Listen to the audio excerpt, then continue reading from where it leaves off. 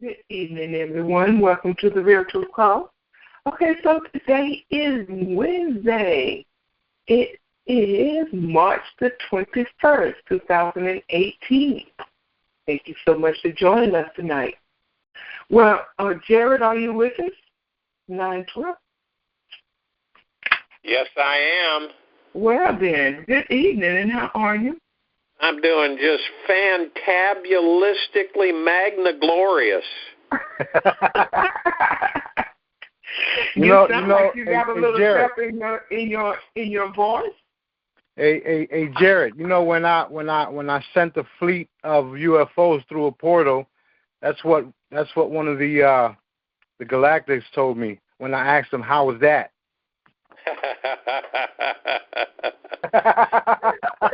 True story. That's good.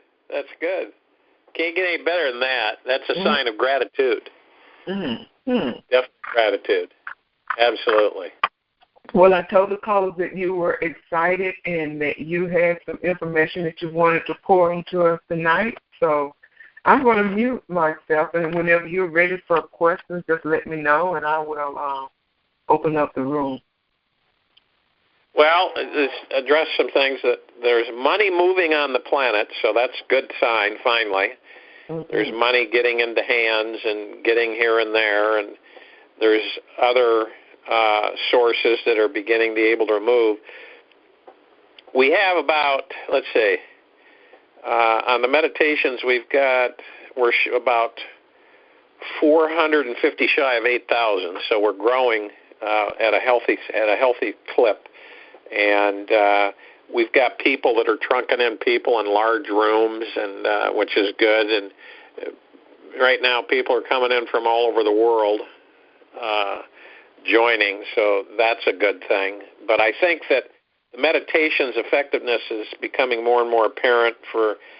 We did a meditation on freeing up the financials and allowing the blockages to be eliminated so that money can start flowing and getting out to the people, and we're pleased that we're seeing signs that that's starting to occur. Now, there's a lot of things being...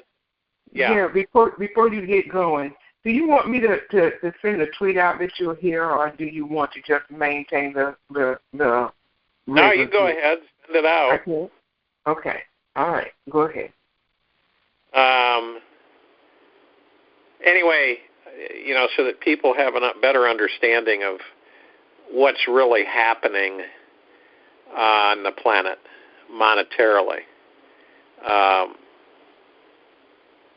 And I use this analogy. There's only two choices. There's one where the U.S. stays with the fiat and goes into a level of a banana republic type operation as a country, and we reach hyperinflation where a loaf of bread is like $300-400,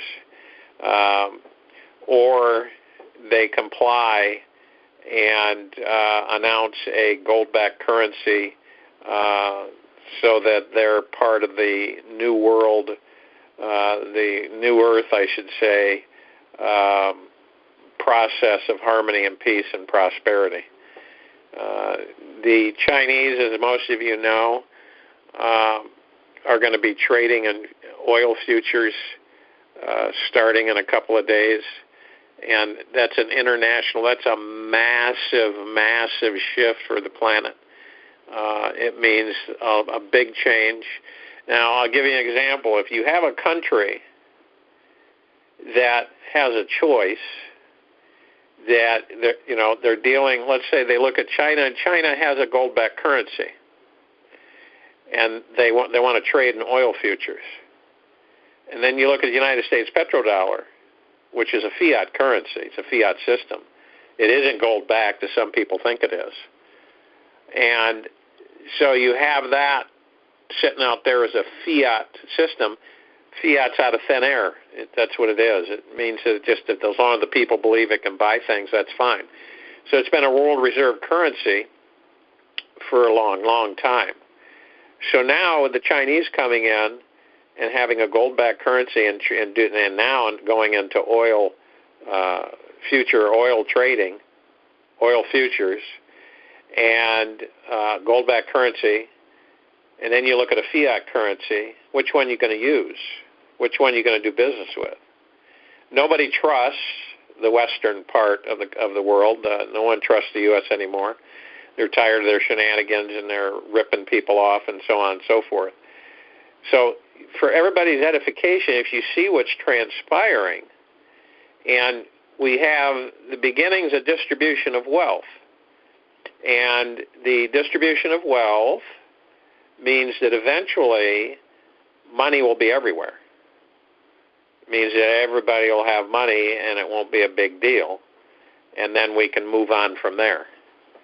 And I've talked about this several times, is that if the human race ends up with enough wealth where it should have been a long time ago, the fact the human race should have had wealth across the board, no poverty, no starvation, great technologies a long time ago. The Draco turned this planet into a prison, and the prison basically is what we have today. We have a lot of confused people. We have people starving. Like I said, we've got 6 billion people who rely on surviving on barely $10 a day, and that's not living.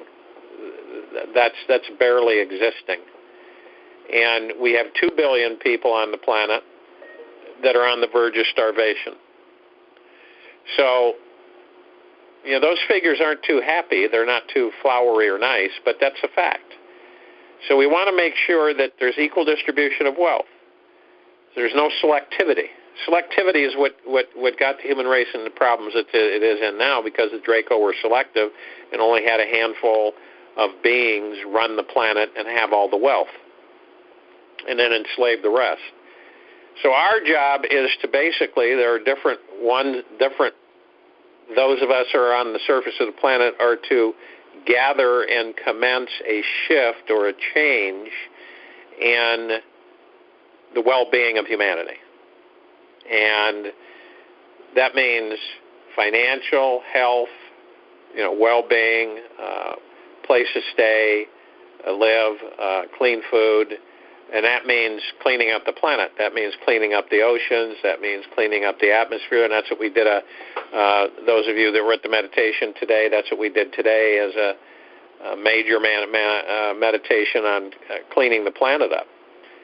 And as I've said several times, the human race is turning towards meditation on a large scale. We're reaching out to different groups, looking forward to them coming in.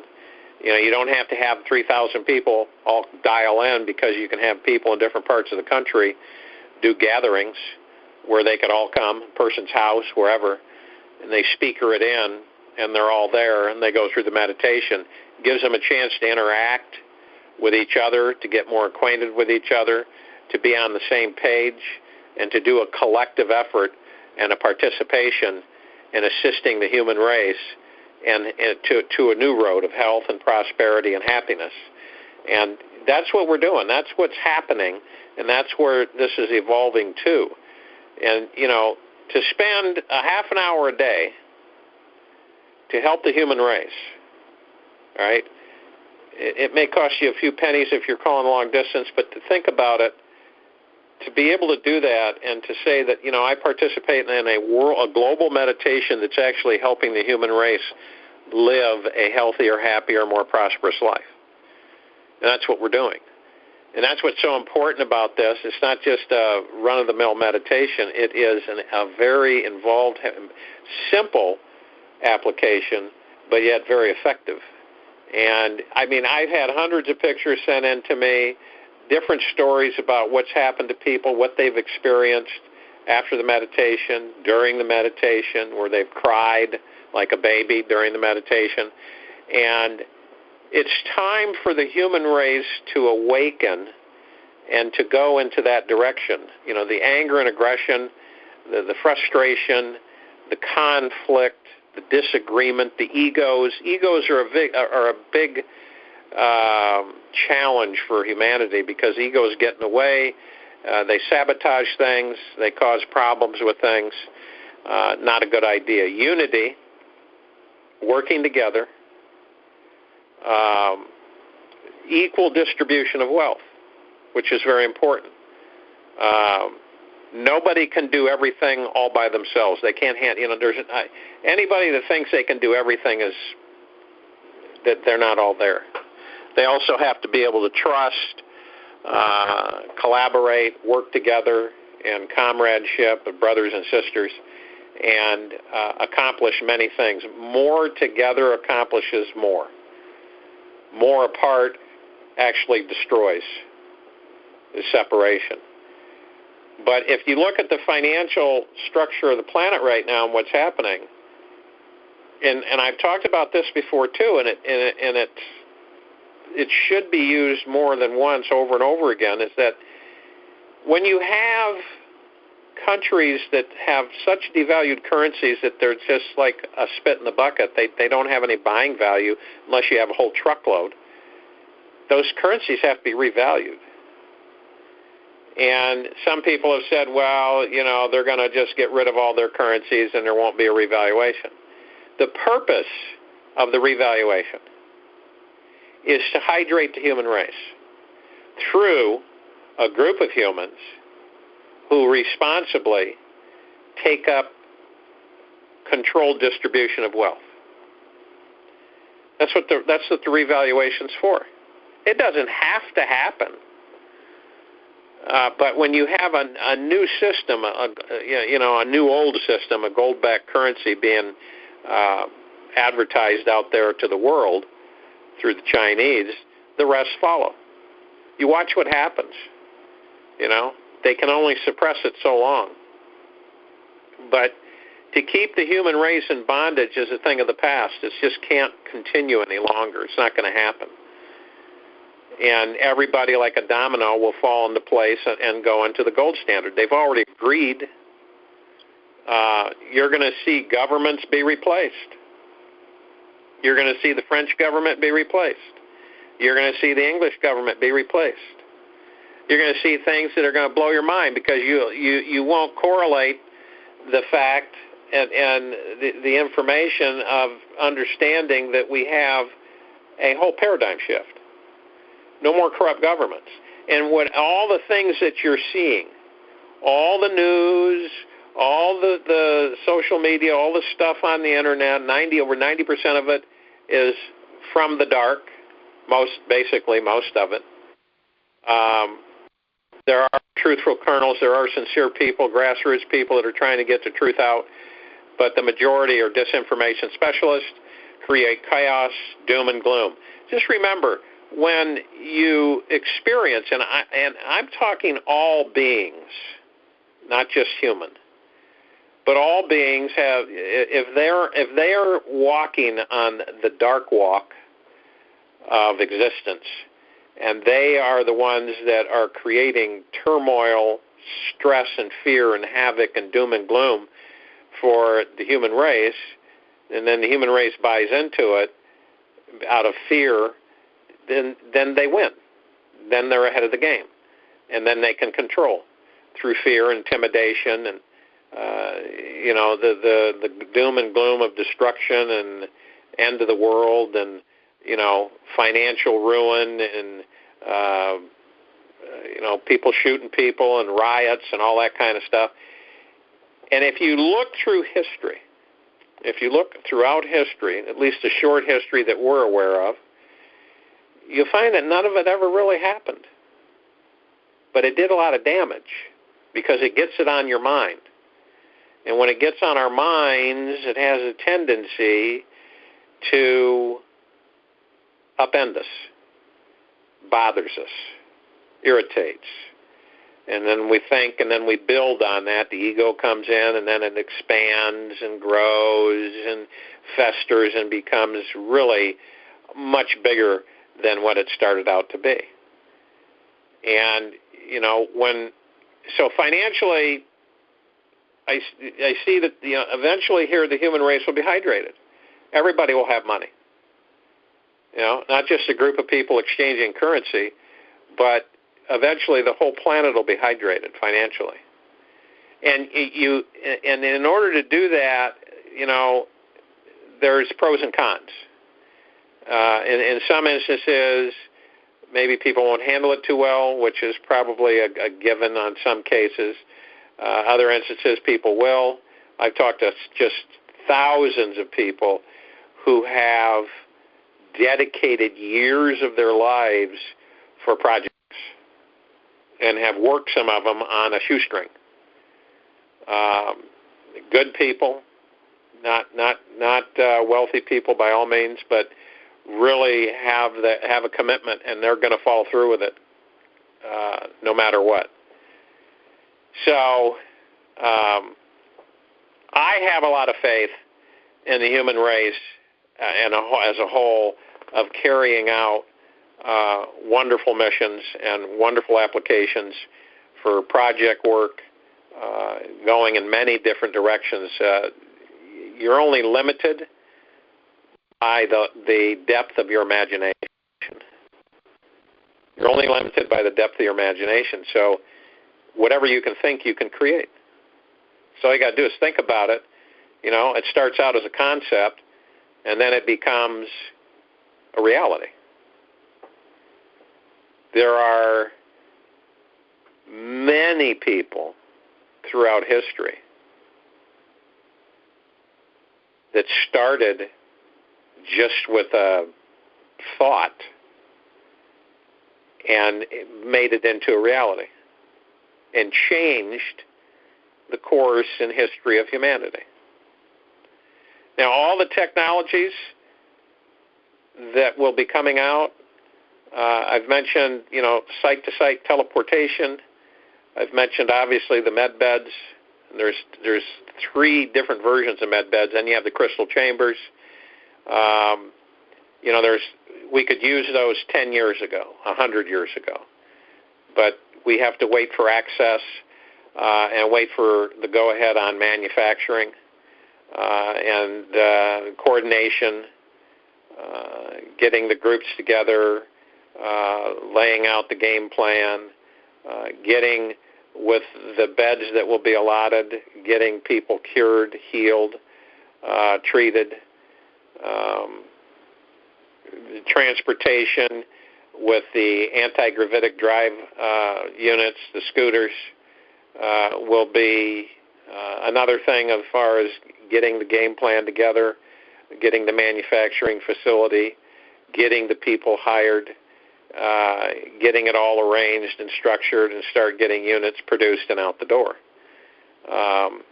We have an infrastructure in place on this planet, and the infrastructure isn't a good one, as all of you know that. It's broken, and it can't be. You just can't fix something like that. You have to just sweep it out the door and let it go down the drain. And then we start fresh with a new system. A new system of meritocracy. You've heard me mention that before. Complete hydration of the human race. This all takes time. It's transition period.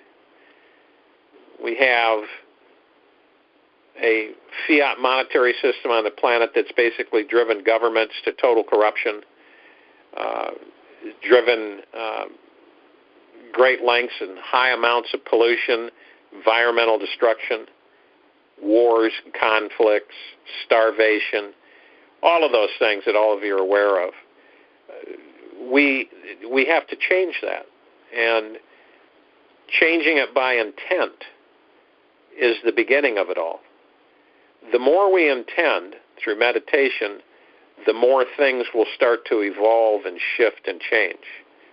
Obviously, creating a war and spilling blood and aggressiveness and anger and hate and does no good. We've learned that. We should have learned that as a human race, as a human civilization. It never has done any good. It's only put money into the pockets of those that wish to destroy this planet. And that's all it's ever done, at the expense of humanity. And you've probably noticed that whenever you get angry, I mean, really angry at something or someone or something that during the course of your day, you ever notice how long it takes you to recover from that anger? How much it affects you? How much it plays on you?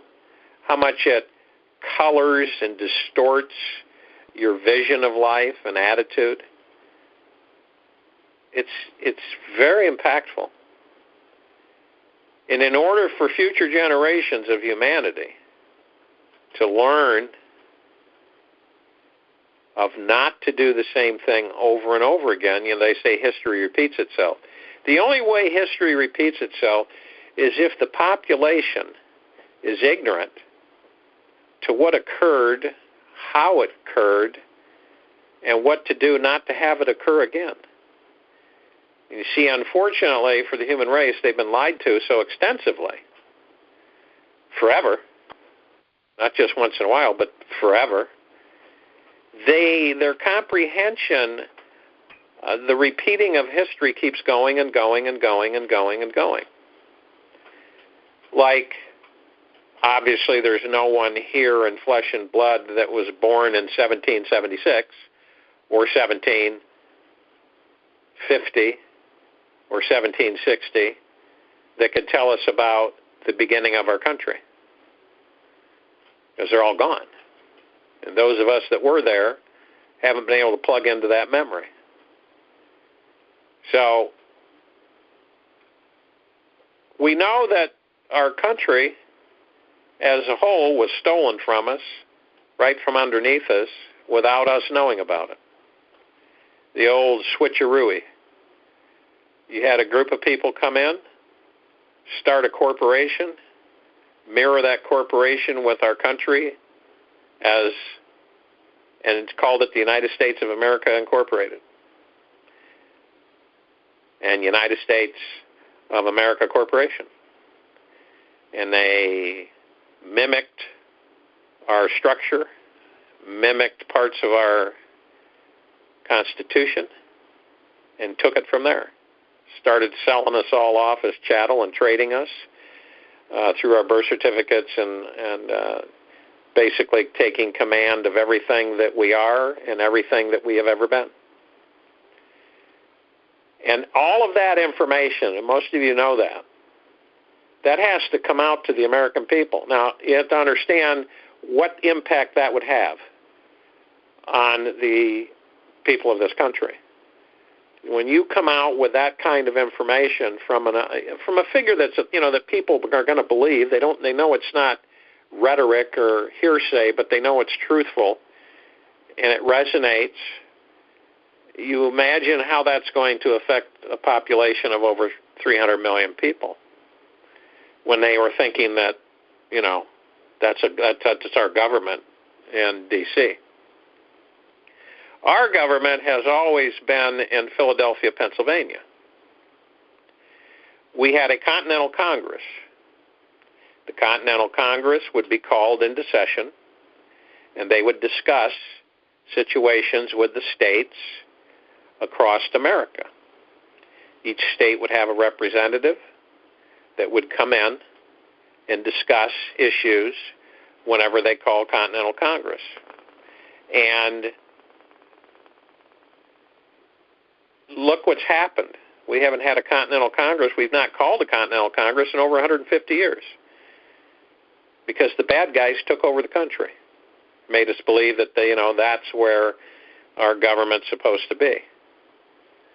And when you look at the production of our country during the Industrial Revolution and all the things that we've managed to influence across the planet, as a Western country, we've influenced the entire planet as a people because we've had everybody in this country comes from another country. Think about that. We represent the entire planet. We've got German, some of us have German, Mexican, we've got French, Canadian, Irish, English, African. I mean, we're a melting pot of every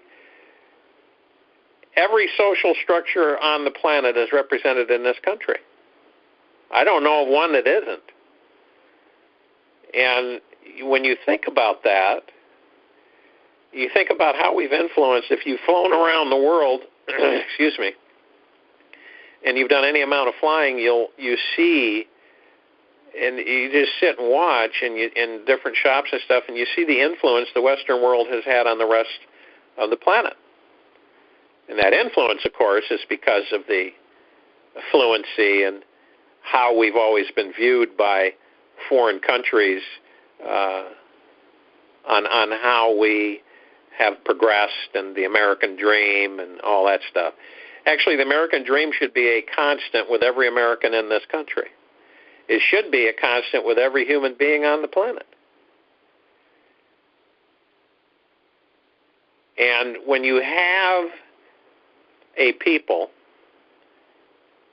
who believe in working together, getting rid of their differences of skin tone, nationality, religion, putting all that stuff behind them, coming together, all being magnificent creations, and working together to make this planet everything we desire it to be, and all be able to enjoy it.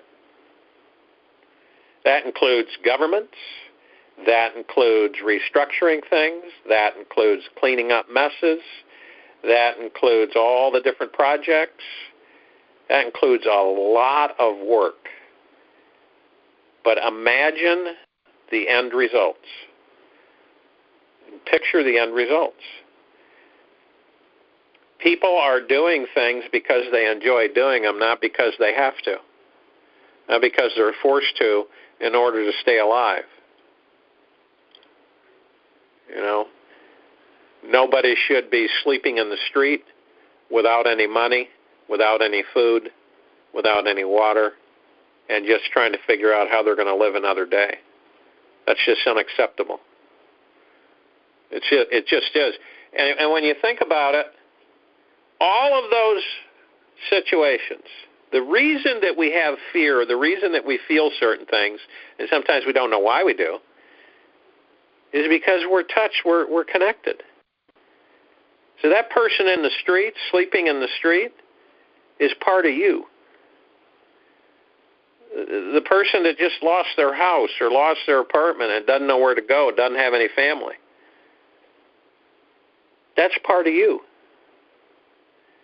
The person experiencing cancer, not knowing if they're going to live or die, that's part of you.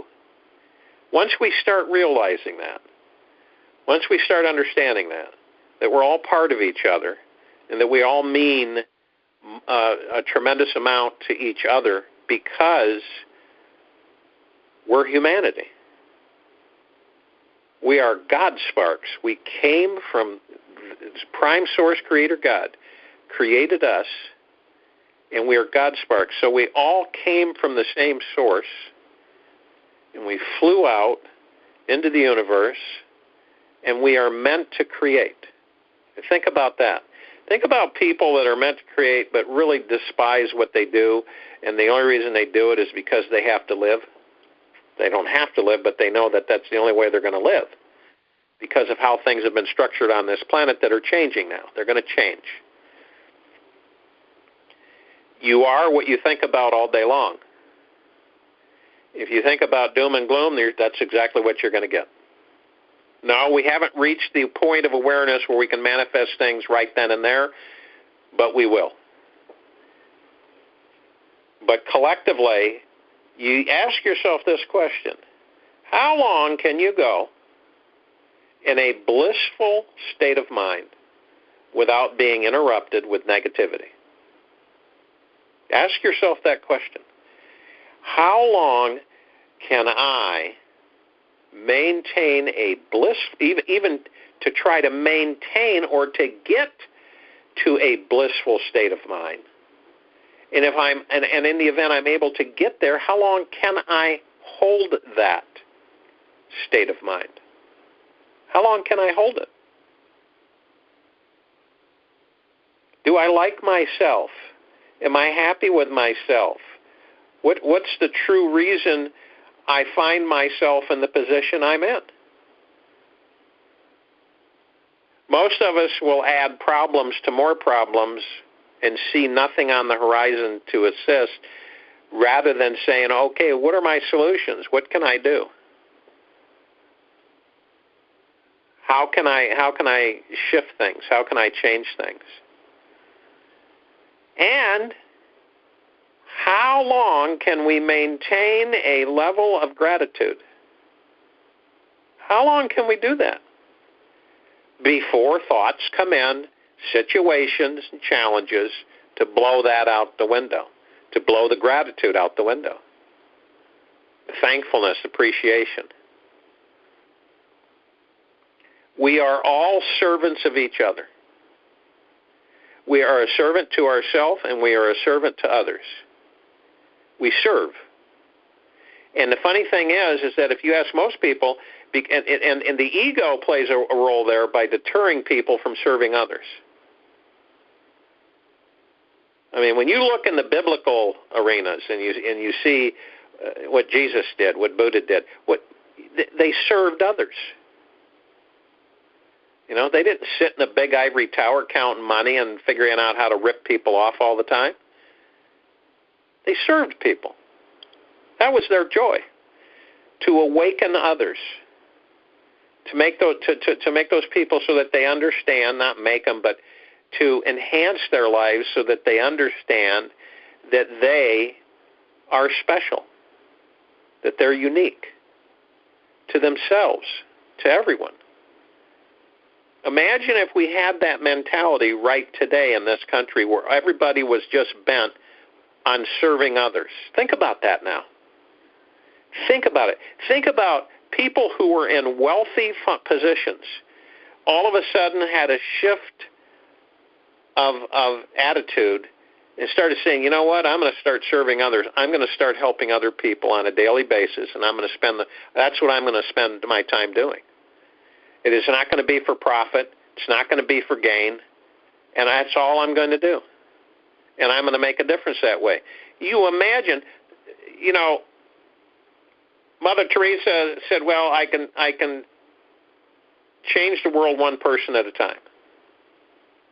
Maharishi said the same thing. I can change the world one person at a time. But you can, hoping to hit that one person that's going to make a huge impact on the planet.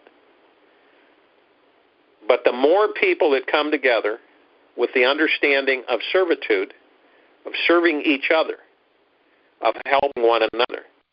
So you imagine you're walking along and you see a human being and you bow to them in honor because they're part of you. They're part of this wonderful creation. That'd be strange, wouldn't it? Because our egos and our attitudes of ourselves aren't that healthy. So we feel uncomfortable. Other than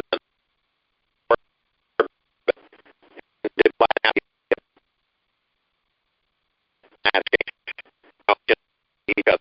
And I'm not talking about Jared, your phone is gobbling up. That last couple of sentences. Is it? Huh?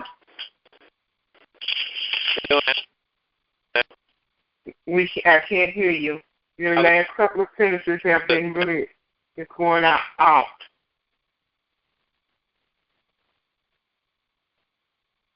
Dial back in. Let's see if you can dial back in. All right. Okay. Okay, so whenever he gets through with his presentation, just so you know, he will probably want to do the open mic scenario because he loves interacting with you guys. So I'm just going to ask you not to talk over each other and not to hog the phone. Just kind of, do what you do and give other people an opportunity. Okay? All right, that's what we're asking. So please follow that protocol and we'll get through the night. But you see, he's got a lot to share. So you forgot to say no lingering. Okay, and that too. people come on and just want to stay in the queue. Yeah. So also, if you're not going to, don't unmute yourself if you got background noise, because it picks up on the mic and the recording. It sounds terrible on the recording. So just unmute yourself when you're ready to speak. Don't just unmute yourself and sit there and wait to jump in. It doesn't happen that way. That way I don't have to keep coming back over here to mute you. And some people are muting and keep unmuting yourself with the same background noise. Please don't do that. If I mute you, that means we can hear you. We can hear your noise. So we're just asking you to follow that protocol, just to be respectful to all the other callers as well as Jared, the speaker. That's what we're asking you to do. Okay? Thank you so much. Of course, I'm going to go by faith and say everybody's going to follow that. Mm-hmm. All right. Okay. So, can you hear me now? Yes, that's much better. Okay, you can go ahead. Thank you. All right, make sure you let me know if it does it again. I will. Thanks. That's extremely. Anyway, as I was saying, the process of respecting one another, serving one another, working in harmony and gratitude for one another is where the human race is headed. It's our only direction, because anything else means destruction, means the end of who we are. And proof in that is just to look around and to see throughout history, when we become aggressive and angry, look what happens. When we become disrespectful for all life, look what happens. You look at our oceans. The Atlantic Ocean is about dead. You look at our land. You look at how we disrespect things. We can't do that anymore. That's why I talk about the servitude and serving one another and helping one another and aiding one another and not holding back and not reserving. And there's so much distrust and there's so many waves of uncertainty amongst the human race that we've got to iron all things out. We have to clear that away. And will that take a couple of years? It'll take a lot longer than that. But once we get on the right path, things will begin to change quickly. Everything around us. You know, you respect trees, you respect birds, you respect animals, you respect sea life, you respect each other. All life is respected. The golden rule is not to harm another and not to harm the environment. Now imagine if we followed that. We followed that rule. Those rules in our existence, not to harm each other and not to harm the environment. That's how simple. And look at all the rules and regulations they've thrown down on humanity. I mean, in this country alone, we're the most over-regulated country on the face of the planet. That's why people are so stressed. That's why they're so disheartened. That's why they're so unhappy, distressed, depressed, drugged out, faded out, no energy. And where is that getting us? So their solution is to change directions. And to change directions is to become happy. And the happiness lies within each and every one of us. Every one of you that experiences giving to another, the feeling you admit it's euphoric. It's a wonderful feeling. And it lasts a long time. Giving to others, helping and assisting. It could be anything. It could be a kind word, a kind thought, a hug, helping somebody with a box, helping somebody with a household chore. I mean, it could be anything. But the fact of the matter is assisting and helping and each other and supporting one another. And, you know, a lot of people don't understand. There are some humans that aren't good at supporting themselves. They're just not good at it. And I don't think people ever looked at that process. I've met a lot of homeless people. I've been homeless myself. I know what the feeling's like. I know what the experience is like. And the majority of the time, there's a lot of people that just don't know how to do things. They don't know how to do them. They become very disheartened about what they do for a living when their jobs and everything. Things happen. They go through divorces. They go through marital problems. They go through all kinds of stuff. And they end up disillusioned, unhappy. So, and finding the happiness within is a real crucial part of the evolution of humanity. The happiness that we seek outside of us all the time is inside of us. And how do we bring it out? It's by being happy, existing in a happy way. No matter what's going on around you, it's just that you have conversation with your higher self, which is deep within your heart center, and your higher self, and you have conversation, or you just, in deep thought, connect with your higher self. These things are crucial in the health and well-being and attitude of the human race. Now, obviously, a lot of us haven't spent, a lot of humans haven't spent any time at all getting to know themselves, and most people don't know themselves. Most people feel guilty about having things and experiencing joy and harmony, and they just don't feel comfortable with it because they don't think they deserve it. And the reason that is that the controllers of this planet have instilled in humanity an unworthiness. You don't deserve these things. You're not supposed to have these things. You're not supposed to have indulgence and all of these wonderful things. You're supposed to be of lack of mentality, worried that you're going to run out, worried that there's not going to be enough, worried that you're not going to be first in line. All these things, worried, and then set up a society where we've always got to buy things. Think about that. Where you're always being guided and directed to material things. Always, everywhere you look, material, buy, whatever it is, you got to have it, you got to have it, you got to have it. And if you took a deep breath and took a step backwards on that, you'd start realizing that that's one of the biggest problems we have on the planet, is constantly being brainwashed to buy, feeling bad or upset because you can't buy this, or you don't have the money to do this, and you can't do this, and you can't do that, and all your friends or whoever's doing this and they're doing that, and this stuff just continues on generation after generation. And we're really, where are we at? We're swimming in a pool of gotta have. I want this.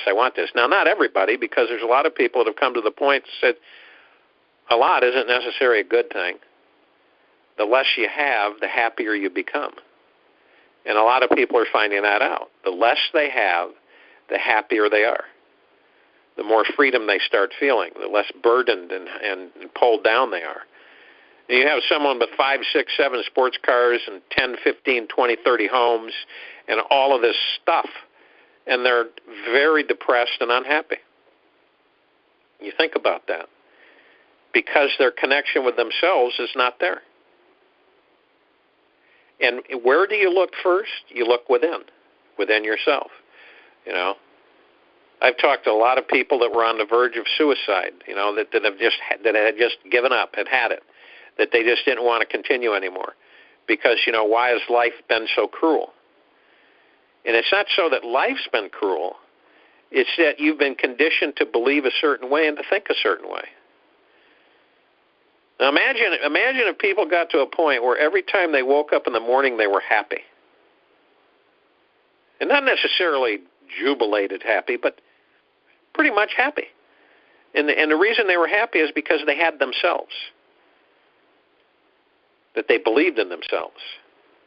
And they had an opportunity to live another day. Not a drudgery, not, oh boy, here I am again, but the opportunity to live another day. What are you going to do in the day? Now imagine if everybody that woke up knew what they were going to do, they were going to help somebody else. Think about that. Automatic.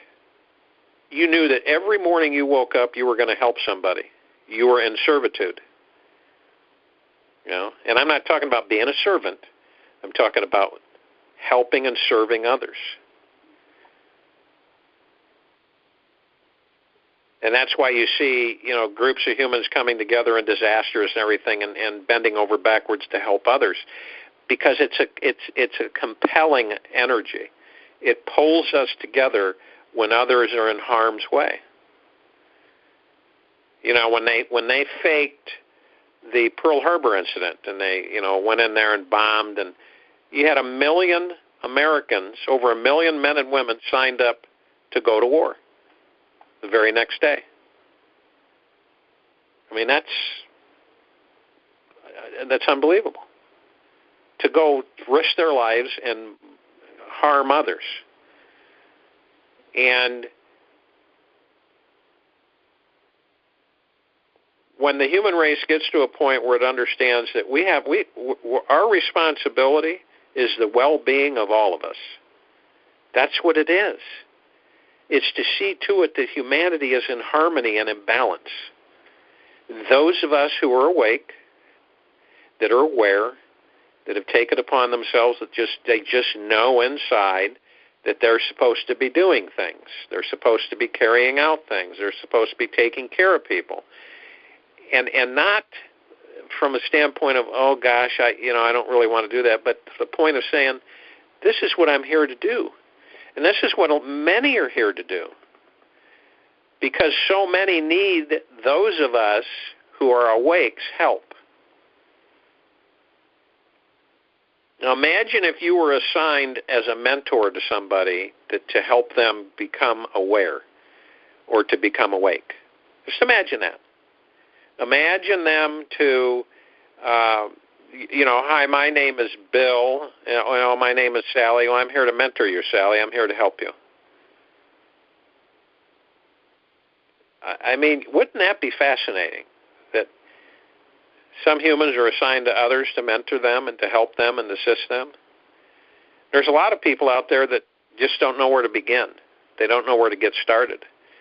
They're like wandering generalities. They don't know what to do or how to do it, or not that they're not not that they're not capable. It's just that they don't know where to begin. I have people stop me at the grocery store in line, and they hear me over talking to somebody about something, and they follow me out in the parking lot and ask me where did they begin, where they would like to know things, some of the things they heard me talk about. And I don't know about you guys, but to me, helping others is the way to go. Because you feel good, your higher self is elated, and by helping others, and you've heard this, and it's very true, you are helping yourself. By helping someone feel better, you're helping yourself feel better. Because you and them are one. We're part of each other. Doesn't matter what we look like. Doesn't matter anything on our surface or outside. Yeah, some people were raised a certain way that have some big issues and serious issues, and there's those of us that can help and assist those people.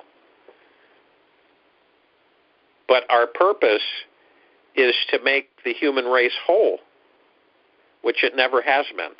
It's always been separated. It's been disintegrated. It's been kept apart, segregated, attacked repeatedly, stressed out, drugged up, enslaved, sexually abused, mentally abused, lied to, deceived over and over again. I mean, I can go on, but I think you get the gist of it. So when we look at this and we look at all that's in front of us and changing so quickly, second by second now, just in this country, not including around the world. We're talking about earth changes. We're talking about the oceans. We're talking about people and countries and governments. We're talking about the monetary structure and shifting of the planet. We're talking about all these things happening all at once. And you couldn't be alive at a better time because of all this shifting and changing. And like I've said this, those of you that are awake are going to experience people coming to you, asking you questions instead of rolling their eyes at you. People on this planet are becoming more and more receptive to the unusual, things that they would not ever visit because of fear of the unknown, of not understanding it. But as people start probing more and start comprehending more, they're starting to wake up to the point where they're more receptive to listening these areas we give the time of day to and call them a bunch of kooks and nuts, a bunch of tree huggers. And the only way to communicate harmony is by doing for others. There's no other real way, because for doing for others, and look what they've done. Think about this. They've been able to separate more and more humans at very young ages with smartphones. A lot of people have lost the art of communication.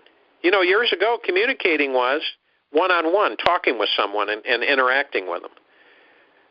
Why do you think relationships, divorce rates have skyrocketed in this country and across the planet? Because people don't communicate anymore. Drive down the street in any city in this country at about 7:30, 8 o'clock at night and look in the windows of the restaurants and everything and see all these glowing faces because they're all sitting there staring at their phones. You atrophy. Your abilities to socialize atrophy. You don't have that ability anymore. You lose it. That's what happens. It's like if you don't use a muscle for a very long time, it's going to atrophy and you're going to lose strength. It's the same thing with this. If we don't use our ability to communicate, hi, Frank, hi, Sally, hi, Alice, and sit there and interact with people. Most people have gotten to the point where they're antisocial. They don't want to interact with people. You know, you call someone up on the phone, and you know what they say to you? Text me. You're on the phone with them, and they say, text me. That's why I don't use a text phone. I don't use text. And you start looking at all of these things that add up to separation of humanity.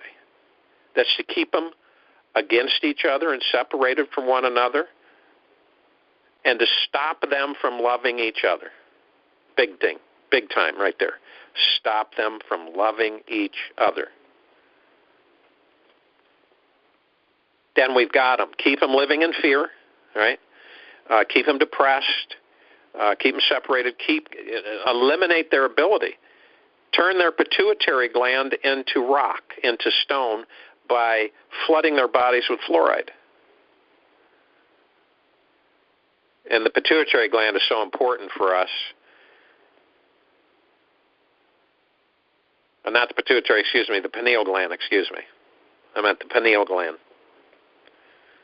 And the pineal gland, fluoride turns it into stone. It calcifies it, crusts it all up, so it doesn't operate.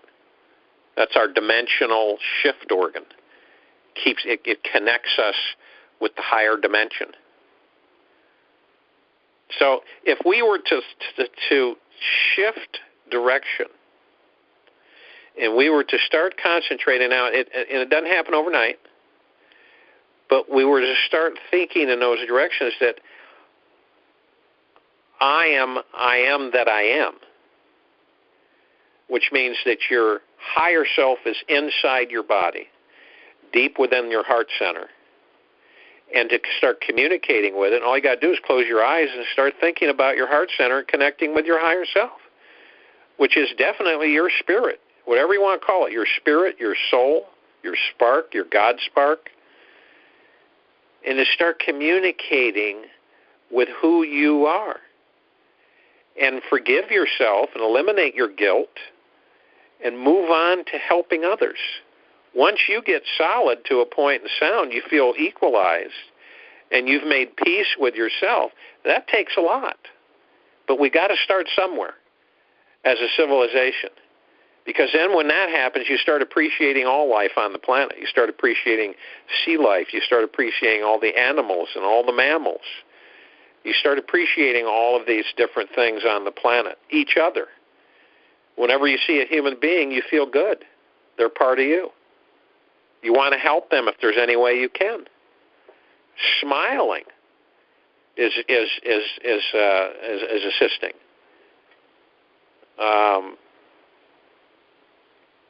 And, you know, war and conflict, anger and aggression are a thing of the past. And no matter how much they try to whip us up into war, into conflict, that's their whole agenda right now.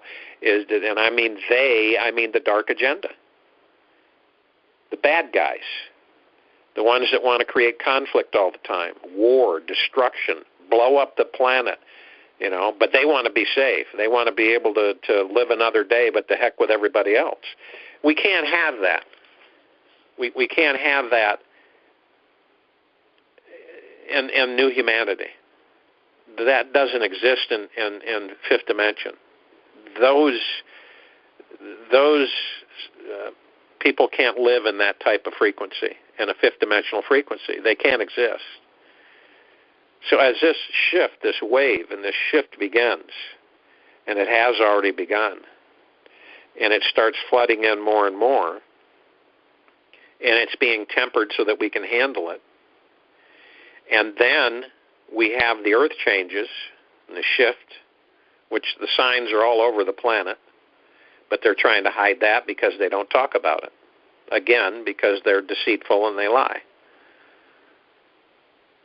So we have a full plate, each and every one of us, to start shifting and adjusting into a whole new direction of existence with each other and for each other, of peace and harmony and prosperity.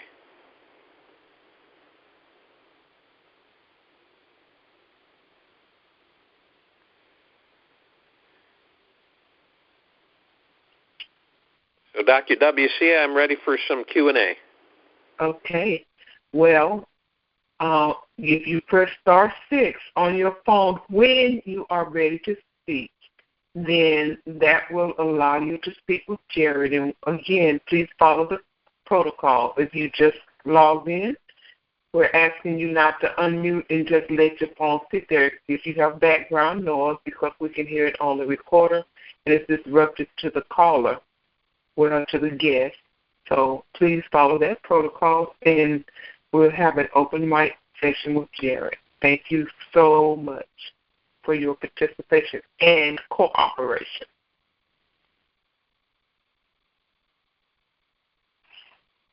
And that's *6 on your telephone. Question, Jared. Yes.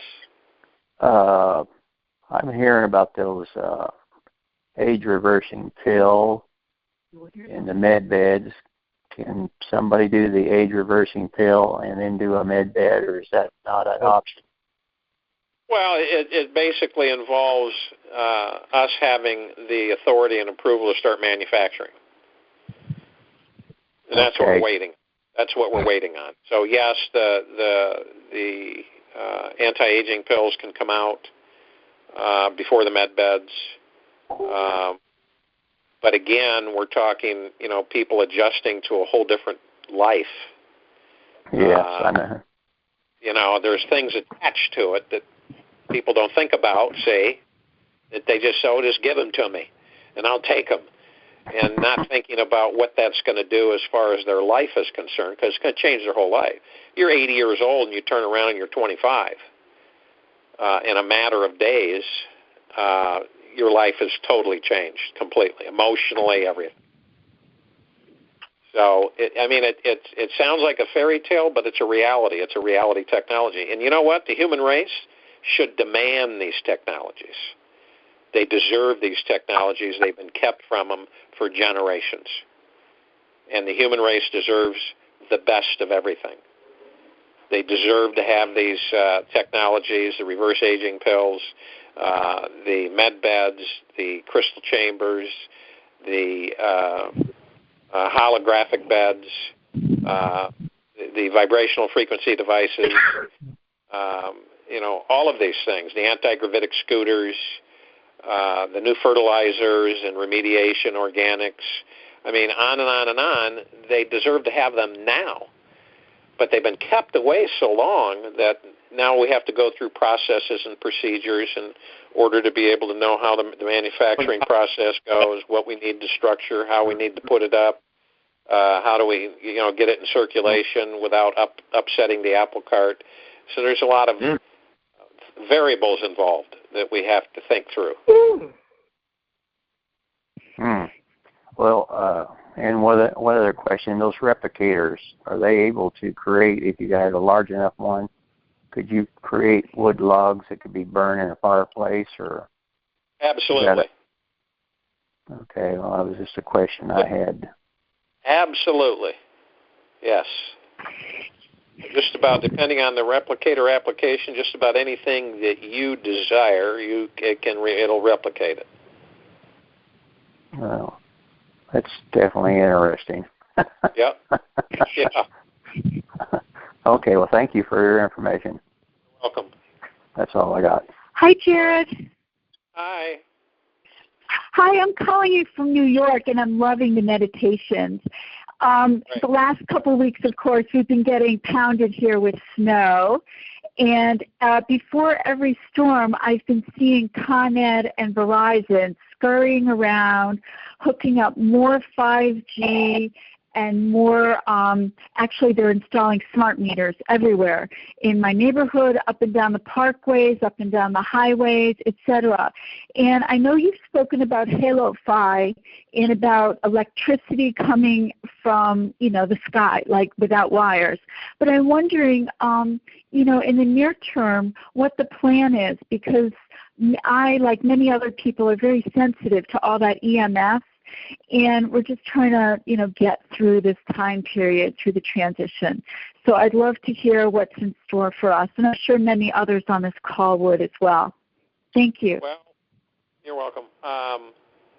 They're in a hurry to incarcerate the human race and to control every aspect of our existence. And so, because they know their end is coming, so they've accelerated their process by installing the 5G processing units and towers and the smart meters monitor everything that cause a lot of interference and electromagnetic frequency disbursement to the human balance as far as we are concerned.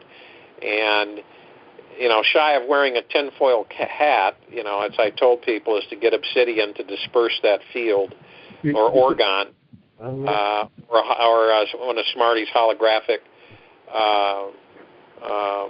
one of his holographs, to dispel the effects that this electromagnetic storm that they've been putting together, it just basically dispels it and doesn't affect us anywhere near what it would have the potential to do. What you're going to see is that it'll be up to us. We want this stuff dismantled, it'll be dismantled. When we're talking about crystalline electricity, which means you have a unit that you sit somewhere in your house and it powers everything in your house without wires. What you're going to see is you're going to see a form of communication. This is another new technology. A form of communication that does not harm the body. It'll be like Wi-Fi, but it won't be Wi-Fi. It'll be light wave communication. And light doesn't harm. So, when you have information travel at the speed of light and beyond, you have almost instantaneous transference of information. So that means, and eventually that'll be electricity, power, energy, communications, everything. And it will not create an electromagnetic field.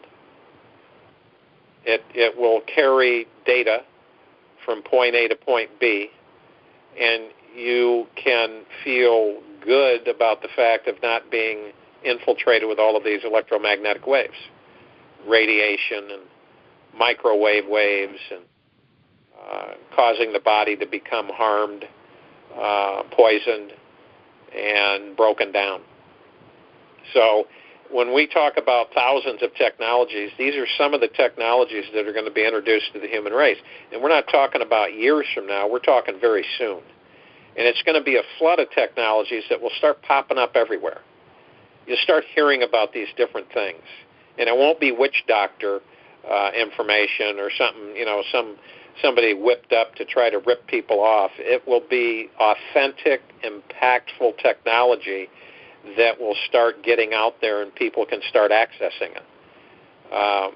The Halo-Fi is just the beginning. It's called a crystalline bandwidth. We're going to be going, like I said, more into the crystalline frequency realm. And just like the electricity is called crystalline electricity, with the unit that you put in your house, and it literally sends power to all of your devices without any problem at all. And I guess the best way to describe that technology is that when you put your phone down on a system,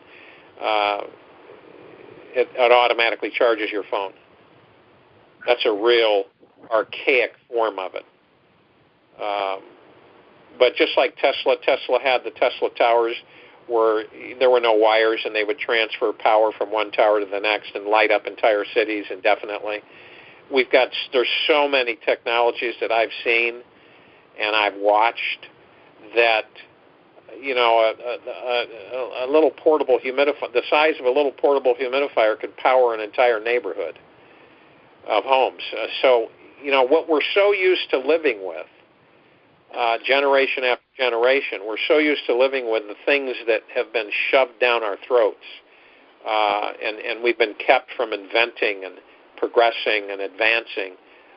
Only under their control can we advance to whatever they determine we advance to, and that's ending, which will allow us to be able to advance in great leaps and bounds and to start colonizing planets out into the galaxy and not overpopulate planet Earth. I mean, I'm sure to a lot of you, it doesn't that we keep populating the planet, we got nowhere to go. And should we just keep populating it? To the tune of 40 million a day. And we're at 7.8 billion now. And the Earth, if you look this up, research it, the Earth can support 6 billion comfortably. Well, we're about 1.8 billion over that mark. Humanity is not the only one living on this planet. So these constructs, they're rushing around and installing and shoving them down our throats and trying to get these towers and control mechanisms up because they know the jig is up. And they know that a lot of Americans are wise and privy to what they're doing.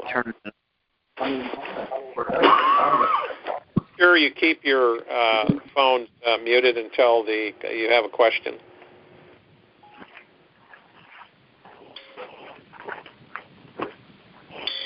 Jared? Yes. Jared, good evening.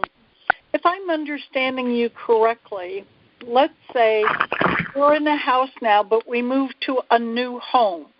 We love the natural beauty of the property, but the home is very, very old. It needs a new roof and new wiring, new everything. We are accustomed to having electrical outlets to plug things into. Are you saying that the replicator can put a new roof on and I'm sorry, I'm using Wi-Fi, but that new thing that you just mentioned? Crystal electricity. Yes.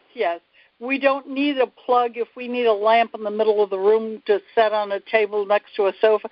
Everything can be redone, so you're still okay. You can say, I don't want the lamp there, pick it up, and it stays lit. You pull it, 20 feet down the other way and set it up there. You got a refrigerator. 9 times out of 10, you can't move things, appliances, because they have to stay put because they're plugged in one area. Right. You might want to move.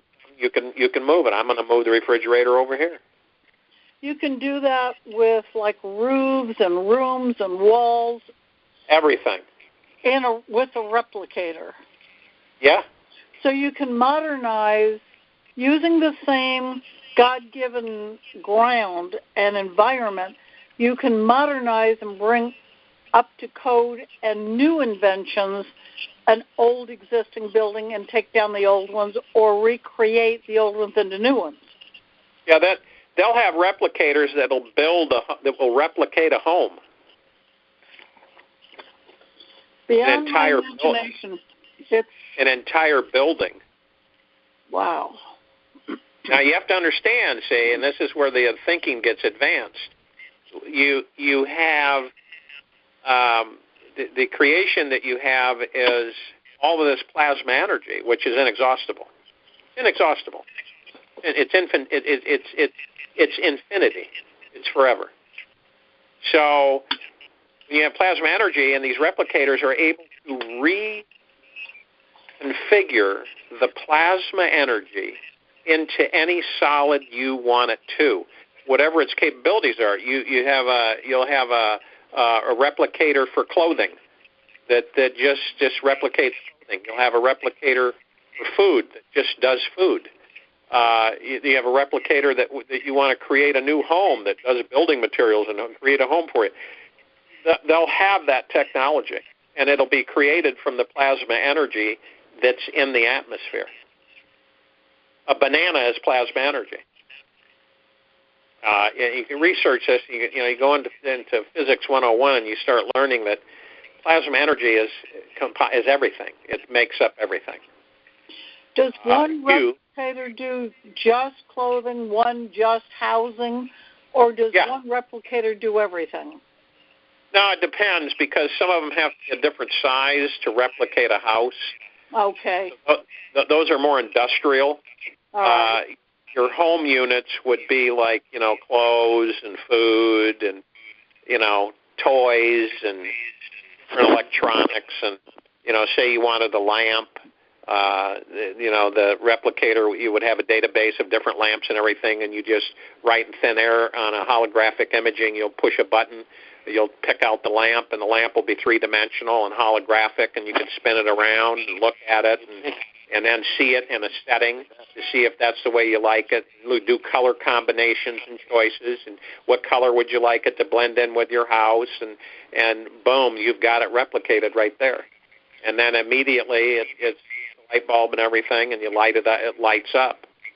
And you can use plasma-generated energy waves to have an infinite light source that never burns out. You have a favorite outfit that has seen better days.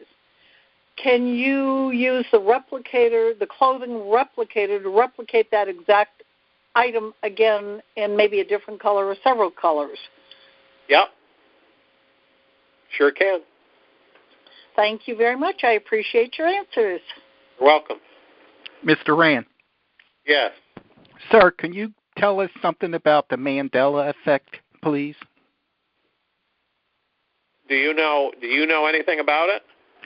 Well, we hear over and over things that occurred more than once. Like, for instance, recently Rockefeller died, the older one, 101 years old. I heard that before. It was mentioned the other day on the call. So okay. What is causing it, perhaps, or will that go away, or do you know any knowledge on it? If you understand that there are, like you, okay, in parallel universes, there are different yous operating in different ways. I've had one of my parallel universe selves contact family relatives through the years, call them on a phone out of the clear blue. And then they'd tell me that I had called them and I never did. But you have to remember that there's so many different dimensionals. Everything is existing right in the current now. All past, present, and future is in the now. All dimensional frequencies are in the now. So you have several versions of you. That's where this Mandela effect comes in on repetitiveness, of things repeating themselves, of like a blink and boom. This is repeated, like you said about Rockefeller. You've heard that before, and other things that are occurring. And as the veil is eliminated, and a lot of things come in and we start experiencing things that we never experienced before because the veil was blocking them, you're going to get those effects and those differences. Once you understand them, it won't be so perplexing. It'll just be, okay, this is a repetitive, a reverberation from another dimensional frequency that's blending into this dimensional frequency at times. So there's bleed-overs at times with the different dimensions that take place. So when you're like your version in another universe, a parallel universe, working, operating, doing whatever, at times can blend in, and that universe can touch upon our universe and kind of, how do you put it, kind of pass by. And at certain distances, it can bleed over, and you can have a repetitiveness that takes place that's kind of eerie and strange, and people say, well, that's the Mandela effect. Okay? Or the other one is deja vu, as so many people say, is where you are in a place and you almost say that I've been here before. Well, what happens is there's two things that happen with that situation, is that the first thing means that you may have been there before in a different life. The second thing that could be going on is that you walked into another's thoughts. Some of us do that and don't realize it. It's like if you're in a mall and you're walking through a crowd, or there's a crowd of people, and you get a little apprehensive, but not too bad.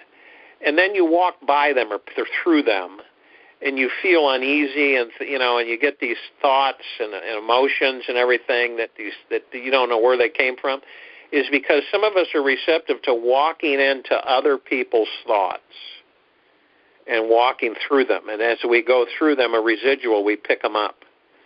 And we actually almost think that they're ours, and they really aren't ours. They're someone else's. So there's a lot of these things that we have never been explained before that take place as occurrences. And now, that we know that there are several parallel universes. There's an infinitesimal amount. There's several versions of us in those parallel universes, which I find fascinating. So when you hear something that's been repeated, and another thing that can be happening is that a different frequency in another parallel universe is trying to communicate with you in this universe about trying to get your attention on something, and if it's repeated 3 times, then you better pay attention. Usually if you see something 3 times in the course of the day, then you better look at it, because there's a message that's coming through trying to get to you. That's almost a guarantee. You hear a word 3 times during the course of the day, a minimum of 3 times. Or you see a scene or an occurrence 3 times in the course of the day. It is because that is a message trying to get through to you. That's good to know, sir. And I think it presents a lot of, like, for instance, it could prevent an accident. Like somebody said they weren't to go there, and then they didn't go, and then, like, the plane crashed or something. So is that what you're, like, saying? If you hear something, you feel something, hear something that the universes are trying to communicate to you. And most people are so in a hurry that they're so perplexed, so misdirected that they don't pay attention to it. They just, they blow it off as, and there's that word again, coincidence, which doesn't really exist. It's a word we use to explain things away we don't understand. And so when that happens, pay attention. It is a message trying to get through to you to say, when you see fender benders 3 times in a row, that means you better be very, very careful as you're driving around in parking lots. Most accidents happening in parking lots. So usually those accidents that the universes are trying to convey to you and communicate to you. Sometimes you get an uneasy feeling that you shouldn't be doing something. You know, it's like your sixth sense or your intuition. I don't know if I should do this. Now you determine, is it fear, or is it because it's something that's trying to warn me so that I stay safe? So you have to discern that and understand that, comprehend it. Your higher self sometimes communicates with you. Most of the time we don't listen. But sometimes, if we understood that connection, if we understood that association, we would spend a lot more time of paying attention of what is going on around us, of what is coming into us, of how we're being communicated with, and how we're being asked certain things that we ignore. Yeah, that's good to know. Thank you. Take the next question. Hello, Jared? Yes. This is Vallejo Wally. I need to ask you a very troubling question in my mind that I've been in ministry for over 40 years, and I'm finding out that we're not following the Bible timeline, and there's a lot more to our end times than we bargained for in the Bible. Is it possible that the denominations have fooled around with the Bible and misguided us? Absolutely. You're vibrating. See, whether you know it or not, you're plugged into the frequency that's communicating to you, and it most likely could be your higher self that's giving you that information, because you've had 40 years of theology. Yes, sir. And you've practiced theology for 40 years, and you, of all people, your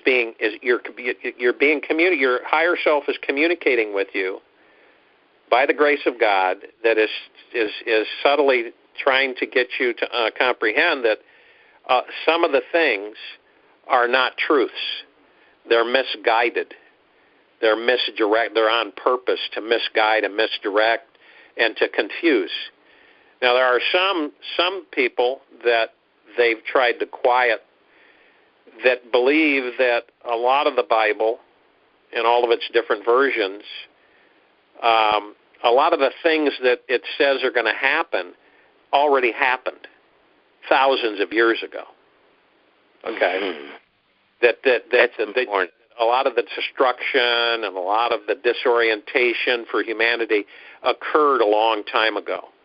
But yet, trying to make people believe that it's going to happen soon or shortly, and doom and gloom and destruction and punishment and banishment and all of these things that are, and these certain warnings and everything. Again, you want humanity to feel bad, right? Controllers of the planet want humanity to feel bad. They want them to feel like they've committed all kinds of bad things. They want them to feel unworthy and guilty and bad about themselves, so that they can keep them under their control and keep them suppressed. So your intuition, your communication there about the Bible is correct. It has been in some ways subverted to apply to the human race and make the human race believe certain things. I'm not saying all of it.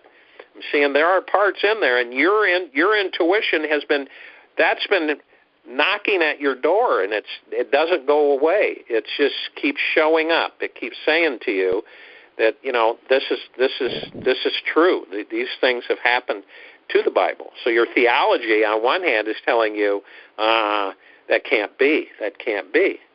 But your uneasy feeling and your uneasiness and your not feeling wonderful about it is the fact that it has been perpetrated on humanity. It has been perpetrated. Oh my God! I'd like to share an experience with you, Jared, and I wish that thank you so much. I'm privileged to hear your response. I had a doctor who was very troubled financially, And I said, is there anything I can do for you? And he didn't charge me, so shall I pray for you? He says, go ahead. I prayed in his office, and before I finished the sentence, it's just like God took over my mouth and said he solved the problem already. That is 4 or 5 years ago, and it's materializing now, today, later. I couldn't even imagine to say something like that. It wasn't me, sir. No, it's interesting because we talk about a higher self. And, yes. And you remember Jesus would go around to his disciples and to people and would point at their heart and say the kingdom of God is within each and every one of us, resides here in our hearts. And your higher self is located there, which is part of God, which is the spark of God. So a lot of the times when we're communicated by the spark, the higher self, it is God speaking directly through us. Oh, my. Thank you, it is sir. God. Yes, God speaking directly through you, through your higher self, which is through your heart. That's why you hear people talk about the fact that it wasn't me, because they were aware.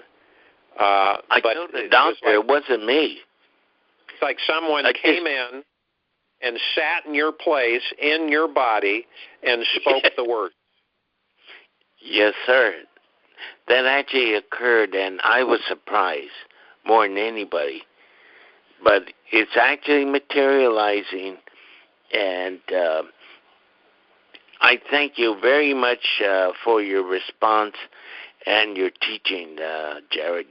You're really great, and thank you, sir. Well, thank you. It's my pleasure. Hello, Jared. Yes. Hello. Yeah. All these revolutionary items and technologies will be only available after GCR and RB? Not necessarily. Some are in the process of getting out to the public now. Okay. So obviously, people report on material, on money, on funds, but that will be shortly rectified when people start becoming hydrated financially through different means on the planet, and so that money isn't an issue anymore on carrying out the projects with the new technologies. And, right. And that's what this whole financial shift is about on planet Earth. It is about being able to have enough money to fund these projects and to get these technologies manufactured in volume and distributed amongst the human race, so that it can turn us into a whole new, different direction. Okay, then being said that, the financial shift, we all know that there is Chinese gold-backed yuan will become available to trade and for future oil trade starting from March 26th, which is next Monday. So people are saying we might have a GCR RB before 26 or even after 26. Do you think there is anything related to this event for the GCR and RB release timing frame? What the yuan, the gold-backed Chinese currency to be traded, to start trading in oil futures, means that the whole financial structure on planet Earth at that point shifted to the east, and the financial control is eastern. Is the eastern part of the world, which is basically out of Asia. And right. What that means is that kicks into gear almost a domino effect with the rest of the country and their currencies to have a global currency reset. A reset has to happen. It has to happen. It's not about people making up things and saying this and saying that. It's a common sense process is that when China does that, it totally shifts the whole global planetary power of the monetary control system, which will be out of Asia and China, and they'll be trading a gold-backed currency, publicly announced to the world and to all the countries, and they will be trading in oil futures. And now, we look at the petrodollar, and I don't care what anybody says, the petrodollar is not backed by gold, it's backed by nothing. It's backed by the belief that everybody looks at it as the world reserve currency, blah, blah, blah. What will happen now, and I'll give this example to you. If you're doing business with a country, you wanted to trade in oil futures with that country, and that country says to you, our currency is gold-backed. Then you look at another country, and they have this thing called a petrodollar that was around a lot longer and been around a lot longer, but yet they have a fiat currency that isn't hard asset-backed. Right. Which one do you feel more secure with doing business? Of course, the gold-backed. The gold-backed. So, in common sense, basically, it means that the petrodollar dies. The U.S. has to declare a gold-backed currency, and a global currency reset takes place. Inflation, what will happen is like China had, I think it was a little over a year ago, they had a deflation process that went on in the country when they shifted their currency. Now, today, like in the United States, we're going to have a similar deflation of currency where they will switch to a gold-backed currency, and the rest of the planet, the rest of the countries will shift to a gold-backed currency. So you'll have regionalized currencies that have revalued to equalize the current market share in their currencies with the hard asset backing of the country that whatever is representing that currency, and the exchange process, and then those currencies that revalue will balance out, and the playing field on the economic surface will be one for one across the board. So they want to equalize the entire playing field of currencies. But during the process, currencies have to be valued at a much higher rate because they've been so devalued for so very long. So, and countries can't just sit there and say, well, we'll just kick those currencies to the curb and come up with new currencies. You have to reestablish your currency value. And if you want to issue new currency after that, that's fine. But then you balance that currency out to like saying, okay, one British pound to 1 yuan. You know, instead of having a lopsidedness, they want to make sure that every country has an equal say in the operations of the planet. Okay, then now for the UST in Lino, I know they want to release this GCR and RB ASAP. But whenever they try to release that, they will stop by someone else, other authority, other power. We simply assume that it could be from Chinese elders' side. Because I'm not a Chinese, but I have an Asian background. I've been working with a lot of sovereign transaction with the Chinese elders group. So I know how they work. I know what they say. I know what they think. So whenever they say tomorrow, it means 99% no, they're not ready. They don't want to do that. So in this case, we've been hearing so many times, even UST in Reno, they trying to release the funds for everyone. Still in Chinese elders or whomever behind the scene, they trying to stop this. Do you think that it's going to be ended for eventually, or it's going to keep happening until, I don't know when. Nobody knows. It seems like nobody really knows who's really have a final decision making like in position. So now it seems like even after 26, it could be happening. Okay, the UST, they're trying to release the funds, because I've been dealing with a lot of gold transaction way before, many years ago. They know they're trying to bring the gold over here. It was not from China, though, but China is the one who stopped at the final moment. So now I know that they moved the gold from China to U.S. already. It's done. It's there. So everything is ready to go. I don't know why they simply don't release it until this moment. Do you have any idea? What you have is you have some bankers from the States that escaped and went to China. Mm-hmm. And they call themselves elders. Right. They set up shop over there. Mm-hmm. And their game plan was to anything in their power to stop the transition mm-hmm. and the financial shift on the planet by blocking, because as you well know, everything has been on the SWIFT system for generations. I mean, exactly. Yes. It's a dark agenda. It's controlled by the dark agenda. The SWIFT system is automatically controlled. If they want to divert funds, if they want to mirror funds, if they want to steal money in transit, they can. The drop of the hat. You know, they threaten a banker here, threaten a banker there, do this, do that.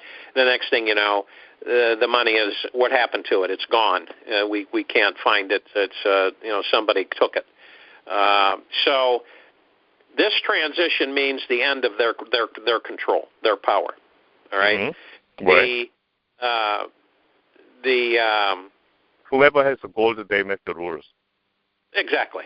Yeah. And so the Chinese intercontinental payment system mm-hmm. is the new transparent transaction system mm-hmm. that moves things at a much greater speed and much quicker and much more effectively and efficiently and much more transparent. The bad guys don't want that to happen. Right. So every time the good guys say, okay, we're ready to go, all right, mm-hmm. then the bad guys block it and stop right. it.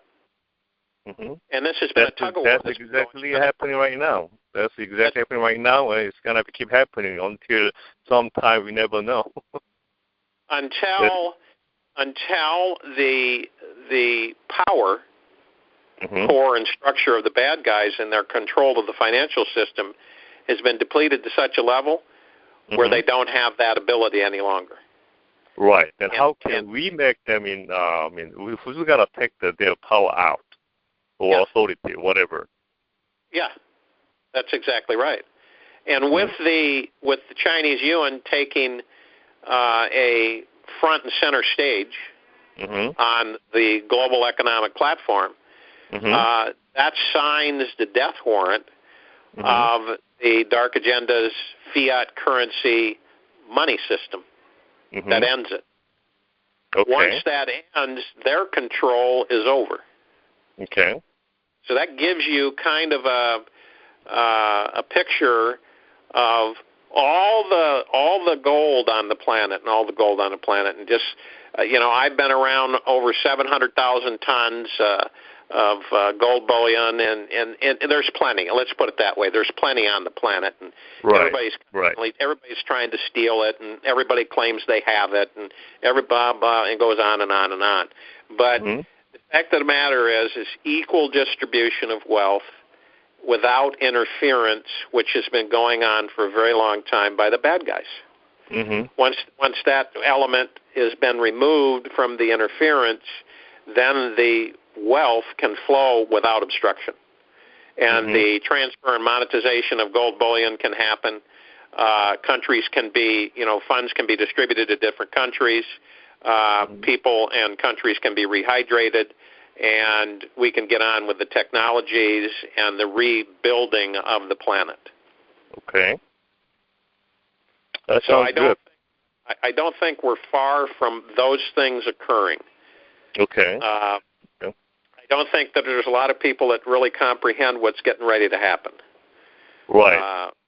I think they believe that the RV is supposed to happen a certain way and it's supposed to roll out a certain way, but they'll be surprised on how that all takes place.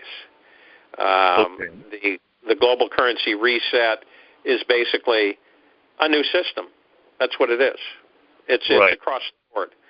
And anybody that thinks that a currency does not need to be revalued from a fiat system to a gold standard is crazy. They better get a checkup from the neck up. Right. Because that's economics 101. That's finance 101. Okay. Vietnam's currency totally destroyed, devalued to total trash. They've got to print large denominations in order to have enough purchasing power with cash. I mean, it's atrocious what's happened to some of the countries around the world where their currencies have been totally trashed for generations and decades. And their economies and governments have been, the governments have been puppetized, and their economies have been controlled. And that no longer is going to take place. That's going to change.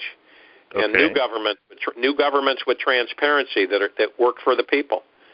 No matter what you see on the surface, no matter what people see as this veil of deception, of all of this corruption and this accelerated process of trying to incarcerate the people and control, the fact is that they're out of time. It's over. Okay. Now we witness the great shift.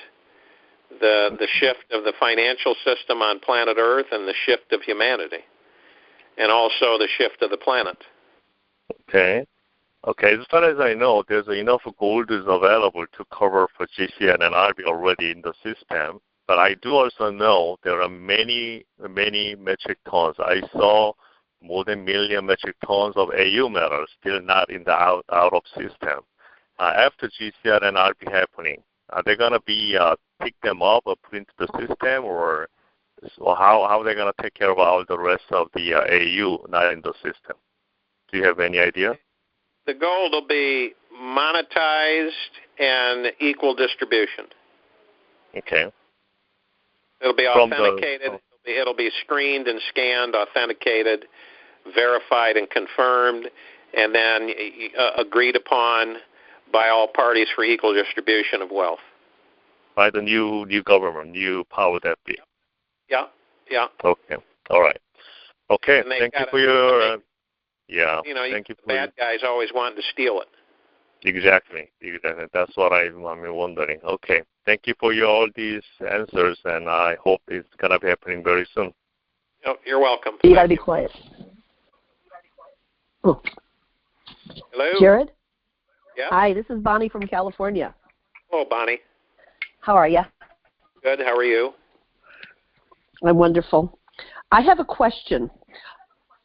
How are things going to be different with the ownership of property after all the changes? Well, that's a big question because most of the things in our country have been a lie.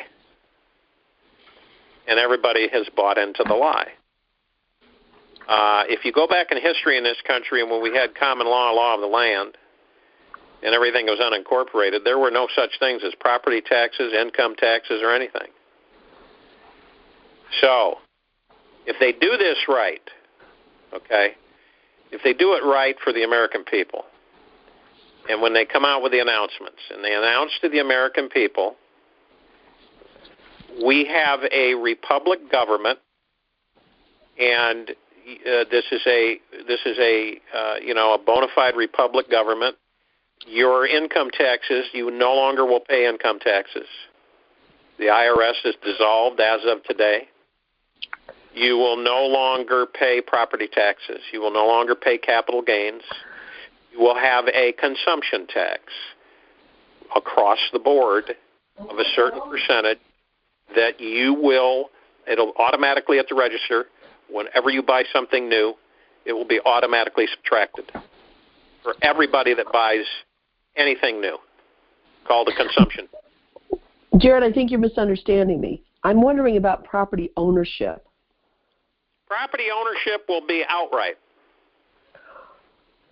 Okay, so if we want, after the financial change, if we want to purchase a piece of property, it's still going to be, you can still do it, right? It should be set up that every American will have an opportunity to buy a piece of property cash.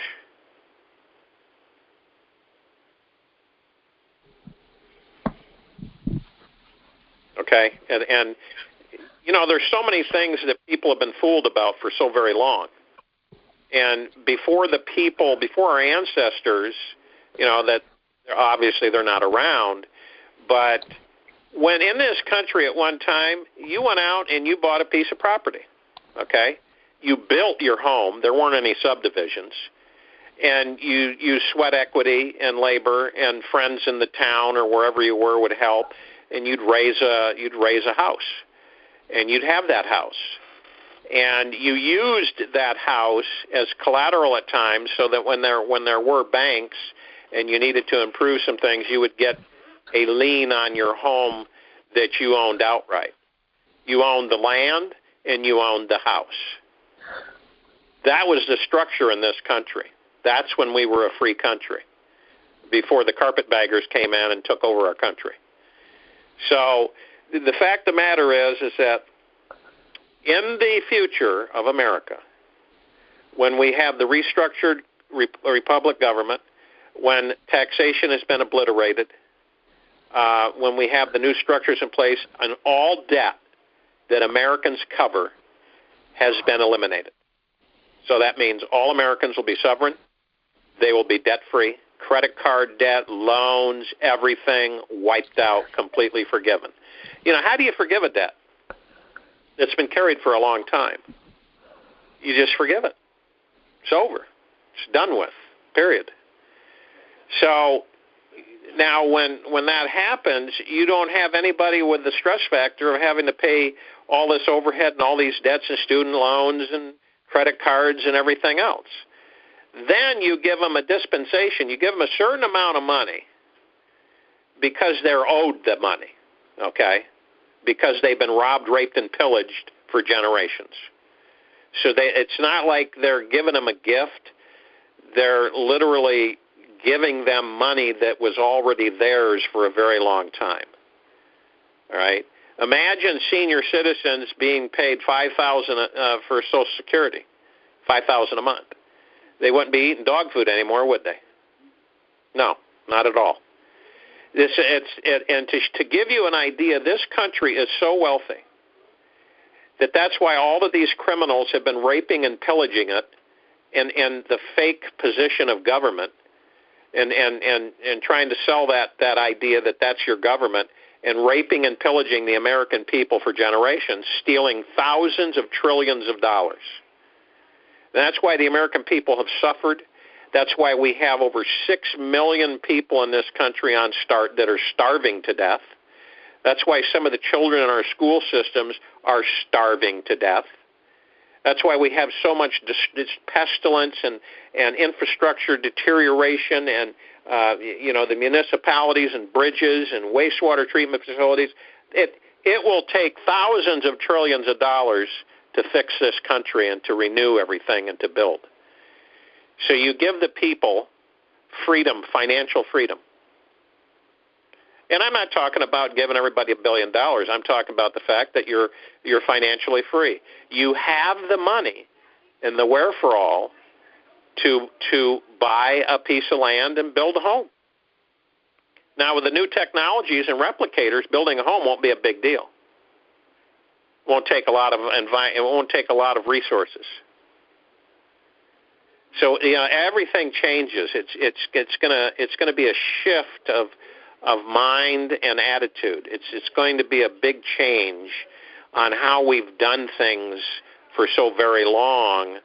It's like, the electric car is going to go away, and we're going to have anti-gravitic-driven vehicles. I mean, things are going to change immensely. Eventually, we won't need tires to travel roads. And, with replicators and med beds, and, there won't be hospitals like we know today. These are the things of the future, and it's not that far of a future. It's not that far ahead, and we're going to have major shifts that some people have a difficulty adjusting to, because then we get into the dimensions, the third dimension and fifth dimensional frequencies and fourth dimensional frequencies, and higher vibrational frequencies. Some people can handle and some people can't. So will there be challenges? Absolutely there'll be challenges. There always is when we have such great change. Hopefully that answered your question. Yes, sir. Thank you very much. You're welcome. Hello? Hello? Hello. I'd like to ask a question. I live in Canada, British Columbia, And presently, on a property that you would own, it would say joint tenants. Even though you own it, you're still a T-E-N-A-N-T, tenant, or tenants in common. Now, you're owning the property, but on the title it says tenant. I don't know that it's so in the U.S., but I would like to ask, when this all transfers over and switches around and changes, will that remain the same as that, or will it? What would it state on the title? Your name. Yes. It'd be your name on the title. Nothing else. That's be your name. Oh, that's great. Thank you so much. Can I ask you one fast question, totally unrelated, please? Sure. A letter X, or not just letter, but an X. I understand, and I did know at one point, but I just can't remember, and I want to get that back in my brain. I understand when you look at the X or do something like maybe knitting or whatever, where there's like a constant X, that's doing something, is it between the right brain and the left brain? There's something that is very powerful and very good to do, and or even looking at it. Do you know what I'm talking about? That connects the right and left hemisphere of the brain. I see. Okay. Would visually just looking at an X do it? Helps. Balances. Okay. If years and years ago, they used to have your signature as an X. Right. X marks the spot. Right. It was a form of identifying something that you could quickly connect with. So X marks the spot on a treasure ship map. You know, on a treasure map, there's always X sitting there, a red X or a black X, and X marks the spot. And so, in the brain quickly identifies that as being a location or a place, period, of importance. So that's why they also use people that couldn't write. Just put your X there. Put your John Hancock. Put your X right there. Right. And that's how they'd sign a contract or an agreement. So the brain identifies with that as important. I see. So if a person has more, I mean, if the pendulum swings and makes it evenly balanced, and then, but on the other hand, if the person has more, I don't know what you call it, power or whatever, it's just not equal, that the right and left brain are balanced. What can you tell me? Some people think in black and white. Okay. Some people think in color. Okay. The right and left hemisphere is black and white, and a lot of engineers and technical people, they've been tested, and they think in a black and white terminology. So they don't think in a colorful way. They think in more of a pragmatic, methodical thought process.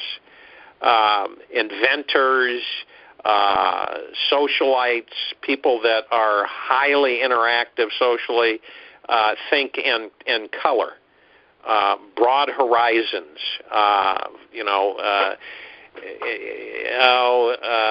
tremendous imaginations. They can see the big picture? Yeah, people in color can see more. People that think in color have a broader spectrum. Okay. People that think in black and white, they don't have a great sense of humor. They're usually dry thinkers. A lot of professors and people that are in technical positions usually have a dry sense of humor in most cases, and are black and white thinkers. You know, it's either A or B. That's that type of thinking. All right, nothing in between. It's either A connects to B, which connects to C, which connects to D. Now, a colorful thinker says, "Well, why can't A be connected to X?" Okay, so it's more than one way to do it. More than one way, many ways. Thinker? Like more of a creative mind. How do I put it? More of a flamboyant mind. Oh, okay. More of a flamboyant mind. Thank you. Thank you very much. Uh-huh. Hey, Jared. Yes. How you doing? Good. I heard you mention something earlier, and maybe you said it before on the call, or maybe even Dr. WC had said it before on the call, but I missed it somehow. Can you elaborate on the Pearl Harbor being false or fake? Okay, they needed to get America into the war.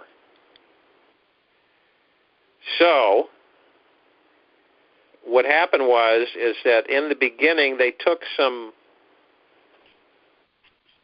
planes and they painted on the Japanese Red Zero, and pilots. Now the Japanese fleet was doing maneuvers out in the oceans. All right. The Australians were picking up their chatter, coded messages, off the coast of Australia. The Australians broke the code of the Japanese, and they wired in the message to the Americans that basically stipulated and stated that the Japanese had a massive fleet not that far from their shores, and they were planning to attack. They were ignored. Nobody was made ready. It was completely ignored. Now, they painted these airplanes and came in under low flight to start shooting up everything. And that was part of the dark agenda group that came in and started shooting and blowing up everything and sinking the different naval vessels. My father happened to be stationed, because that's where I was born in Hawaii, but he was stationed on Fire Island when he was in the Navy, and he was also was stationed on the Arizona, but he got shore leave because my mother was pregnant with the first child, so he wasn't on it when it went down. So anyway, they faked it. I'll put it this way. It was faked.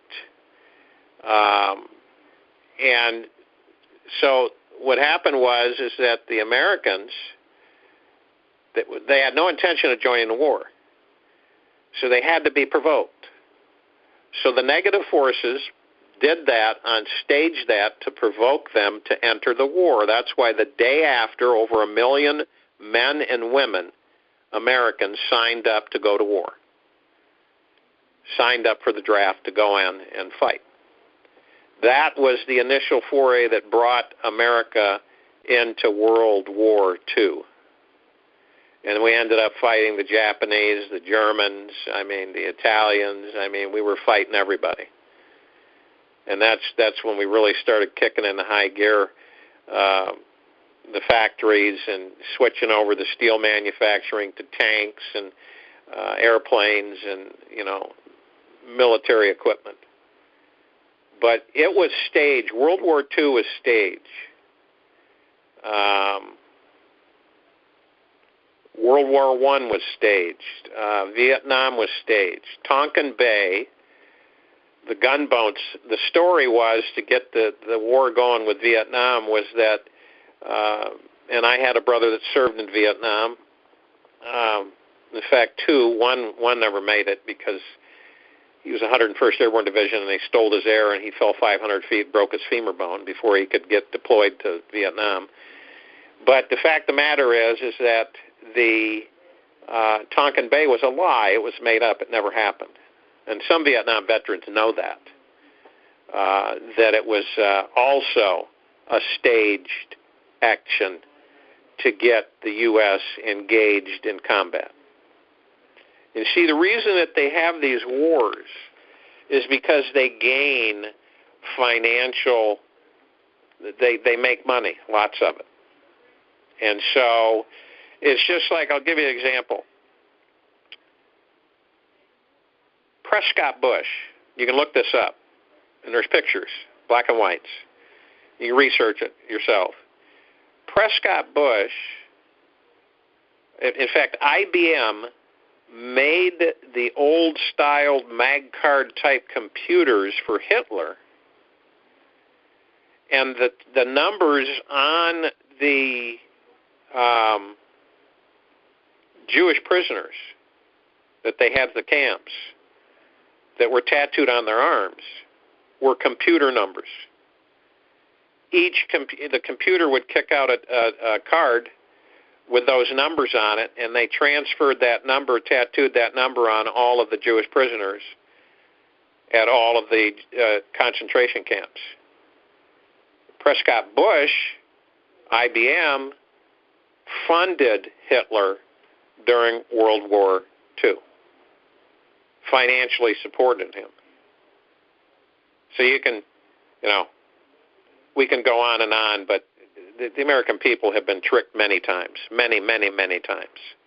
And it's time that history comes out so that we never allow any governing body to do that ever again, to fool the people, to stop working for the people, that they should be working for the people instead of basically enslaving the people. So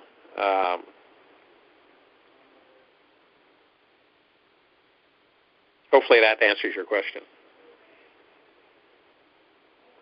Next question. Mr. Rand. Yes. Was the JFK assassination a false flag? Totally? Well, he tried to get our own money printed. Okay? He wanted the gold standard. He wanted to get our own money printed. They tried to start World War III back in '63 with the Bay of Pigs. The Dark Agenda tried to start World War III. They tried to create that missile crisis in Cuba and tried to turn that into World War III. It didn't work. Kennedy knew that, and that's why he went against their wishes. See, he was controlled and decided he wasn't going to be controlled anymore, so he wanted to help the American people. He loved the American people. He wanted to help the country. So he said the only way he's going to do that, and he did a speech, and you can see it. I know it's on YouTube, and it hasn't been washed off. He did a speech, and he basically told the American people that he needed their help because he couldn't do it alone. So he made an arrangement with Sukarno, and he tried to get the backing, the financial backing for, to have America to have its own gold-backed currency. Well, the Bushes, the Bush cartel, and the Dark Agenda said that's not going to happen. We can't have that happening. Well, they were in full power at the time. So they took 3 shooters and took him out, obviously making sure that he was done. And Johnson, they said to him, we want a war in Vietnam. So he says, okay, make sure I get the presidency and I'll give you your war in Vietnam.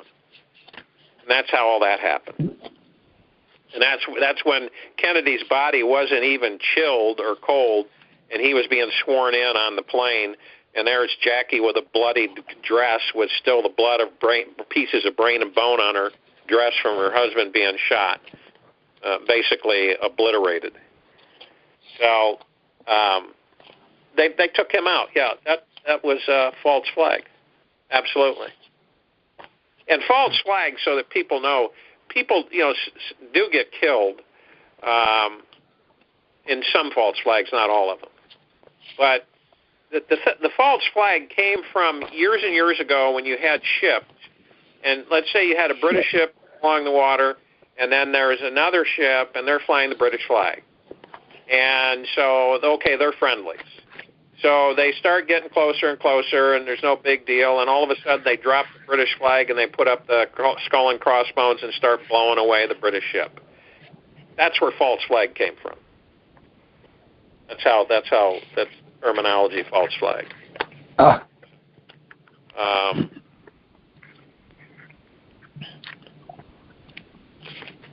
Next question. Sharon, I have a question about Zimbabwe. The will they only be able to exchange? Will we only be able to exchange for 31 days, or can you go back in again more than once? They haven't determined that yet. I wouldn't pay any attention to timelines. Period. You know, you've got some people saying that they're just going to trash that it's just worthless, and all these people thinking they're going to get buckets and thousands of trillions of dollars are going to be really fooled because of the fact that that's just not going to be the case. Other people are saying that, you know, there's going to be a tax on it, a certain percentage of tax on it, because it's a bond, blah, blah, blah. You know, so there's so many contradictory statements going on, confusing people about that. And I've told people, call the Central Bank of Zimbabwe up and ask them. Yeah. You know, I mean, seriously, call the Central Bank of Zimbabwe up and ask them, you know? Yeah, yeah. My situation is I have more than I need, and that's why I asked that question, and I don't want to leave it all there, and the banks are going to be the ones that are going to get involved in arbitrage, I believe, no? Let's just say that you have something of value. There's a set market price for the value of whatever it is, and they're going to give you that value. That's, you know, pretty much it. There's not going to be a long, drawn-out thing. You know, they're determining the whole process. Yeah. On it. That's what they're doing right now. And then the problem is that you get all these people, you know, making statements about things that confuse everybody and gets it so complicated that they're just ready to throw their hands up in the air. You got some people saying, oh, it's not going to happen, it's never going to happen, it's going to take years to happen. Everybody's been fooled. It's a cabal structure. It was a big lie. You know, it's just a big joke and everything. And then others are saying it's going to happen. Okay?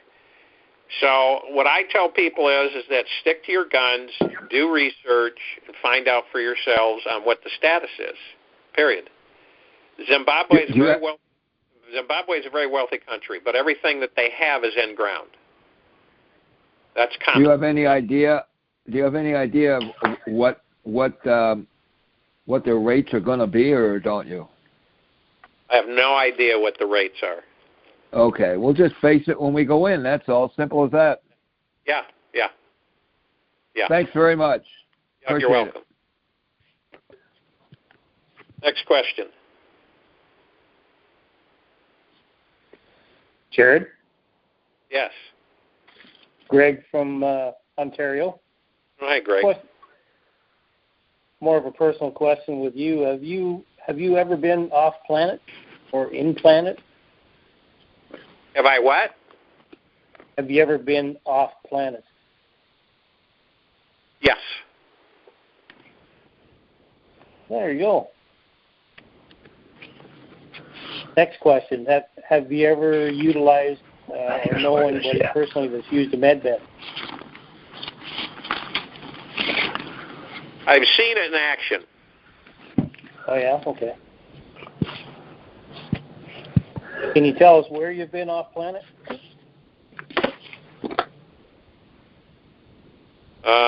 Been to Mars. Several places. Yeah. Very nice. The only other thing I was going to ask you is we have in our area, where I'm kind of halfway between Toronto and Ottawa. Halfway between Toronto and Ottawa.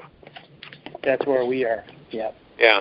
And there's a large building that actually has been recently that the company's gone out of business, and thinking it would be an amazing location for manufacturing, whether it's med bed or replicators or whatever, because the building's so large and tall that you could actually build kind of component manufacturing facilities inside it.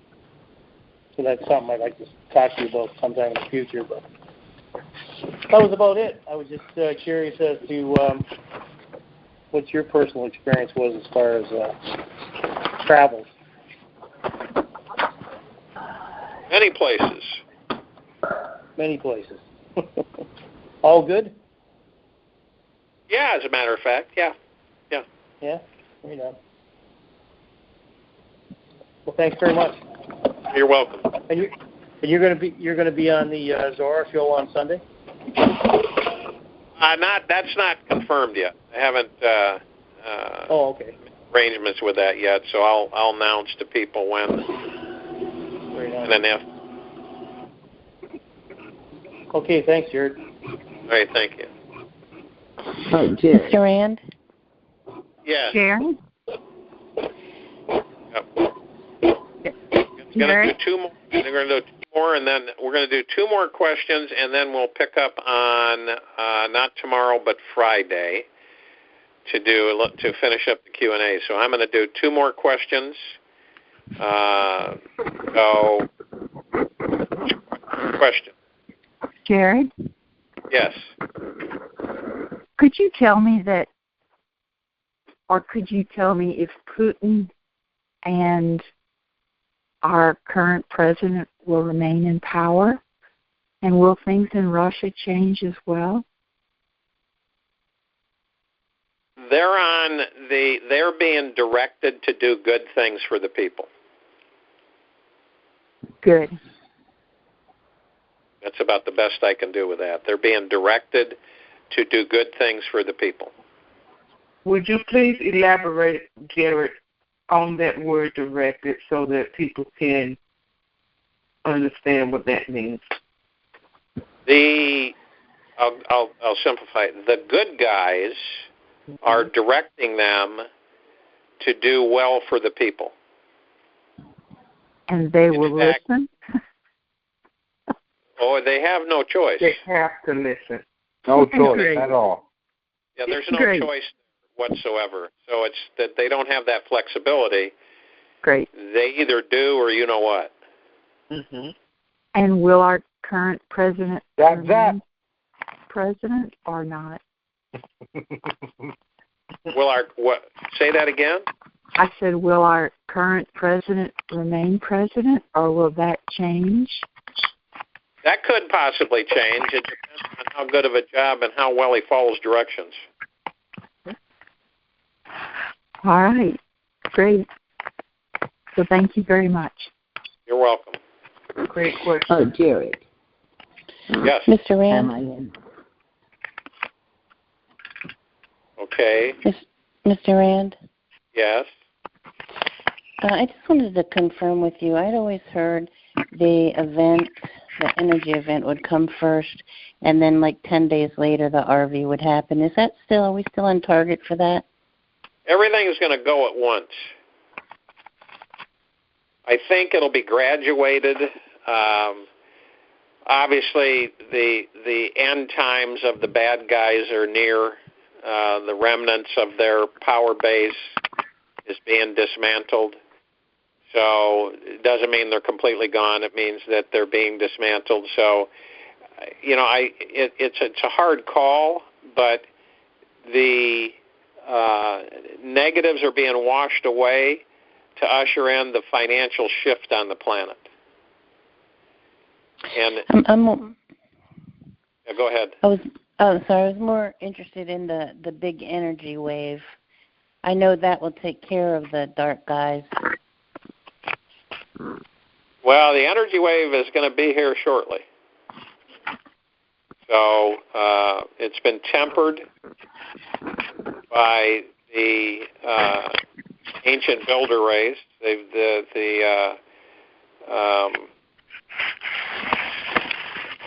The Golden Pyramid race and the Avians have they've tempered the energy so the human race can handle it. If it was at full capacity, I think it would fry all of us. So it'll be absorbed and well accepted and received. and every one of us will be affected. So it's not going to be like certain ones will be affected and others will and others won't. Every single one will be affected. Period. And then that's where we choose to go, where we're going to go, though, right? Well, yeah, that's true. I mean, some will be ready, some won't. Some will take longer, some will take shorter.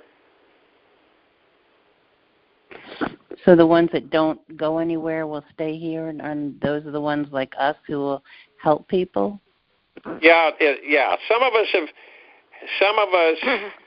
have voted to stay behind and help those that aren't ready. And see, what will happen is that you're in third dimensional vibrational frequency, and then others will vibrate. Their vibrational frequencies will increase after the wave, and they'll automatically open their eyes and be in fifth dimensional Earth.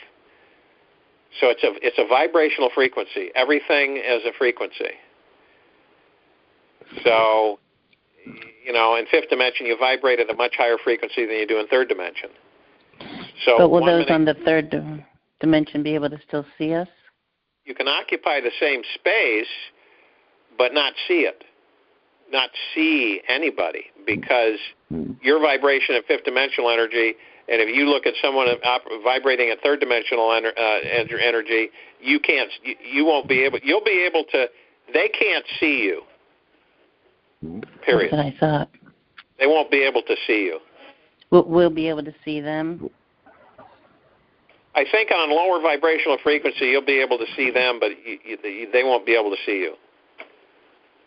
And then mentors will come for those in the third dimension if we happen to have decided to move to the fifth dimension? Everyone will have a mentor. No matter what dimension they're on. Yeah, no matter what dimension, everybody will have a mentor. The human race needs to know its origin, needs to know where it came from, needs to know how it was created. It's going to be that the mentor is going to educate each human, educate them on those things. Educate each human on those things. So each human will get a lesson on who they were, where they came from, what they're about, how they were created, the history of the planet, the history of the human race. Everything will be set right. And some will take longer to absorb, some will take longer to absorb than others. Others will be very quick studies. Some will just say, I'm going to stay here. I just want to stay in third dimension. I'm not interested in going anywhere. And that's up to them. And those of us, most of us, they always say that those of us on these calls are more like the light workers and the ones who can reach the fifth dimension. So then will they educate us and then we can choose to help the ones on third dimension, or are we going to help them from the fifth dimension? No, they'll educate us, It'll be up to us to determine that do we want to stay back and help or do we want to move forward? Mm-hmm. Okay. But when you say go forward, where do you go? Pardon? The mentor has been activated about 30 minutes ago, by the way, just so you know. Yay. Thank you, Smarty. So keep your eyes open. Okay. Good. May I ask a question in conjunction with what you're talking about? Sure. How is this going to affect, very older folks who are, total believers in everything that they've heard all of their lives and don't know anything about what we know? How is this energy wave, which I'm now understanding is the same as ascension, going to affect them? It either will or it won't. It'll be up to them. They can stay in the same position in their lives that they're currently at when the wave is absorbed, but they're going to become much more aware once the wave passes through them. So they'll become much more awake and aware. Be like coming out of a long sleep. You know, and you're kind of startled at first because you're looking around. Someone startles you because you're dozing off, and you wake up and you're looking around and everything, and your eyes have to adjust to the light, and the wave comes through you, and you know that something has shifted and changed. Now, there's some elderly that I've talked with that say they're just going to stay. You know, they've got a few years left. They have no intention of leaving. I've had some people say, "You want to be younger?" No, I don't want to be younger. I've lived long enough. I'm just go out when it's time for me to go out. So, everybody's going to have a different outlook, different attitude, I guess. It's just going to be up to them. Some elderly will say, "I'm good to go. I'm ready to go now." They'll talk with their mentor and they'll be ready to go. Others won't. So it just depends on that human. Just depends on them. Thank you. You're welcome. Okay, Dr. WC, I guess we can pick up Friday. Okay. Well, I truly do appreciate it. Thank you so much for coming in. Oh, it's my pleasure. And God bless everybody. Thank you, Jared. God bless you, too. And we will see you on Friday. Yeah. Friday's going to be explosive. I can feel it already. You betcha. Yeah. Yes, sir. So Jared will take a pause tomorrow night because we have set up for those with a business or business opportunity that they want to share with the callers to come in tomorrow night. So Jared will be back on Friday to finish up Q&A. So everybody have a wonderful night, and we'll see some of you at the meditation tomorrow at 3 p.m. Okay. Thank you, Jared. Thank you, Realtor callers. Good night. Good night, Smarty, and thank you as well. Night, all. Good night. God bless all of you.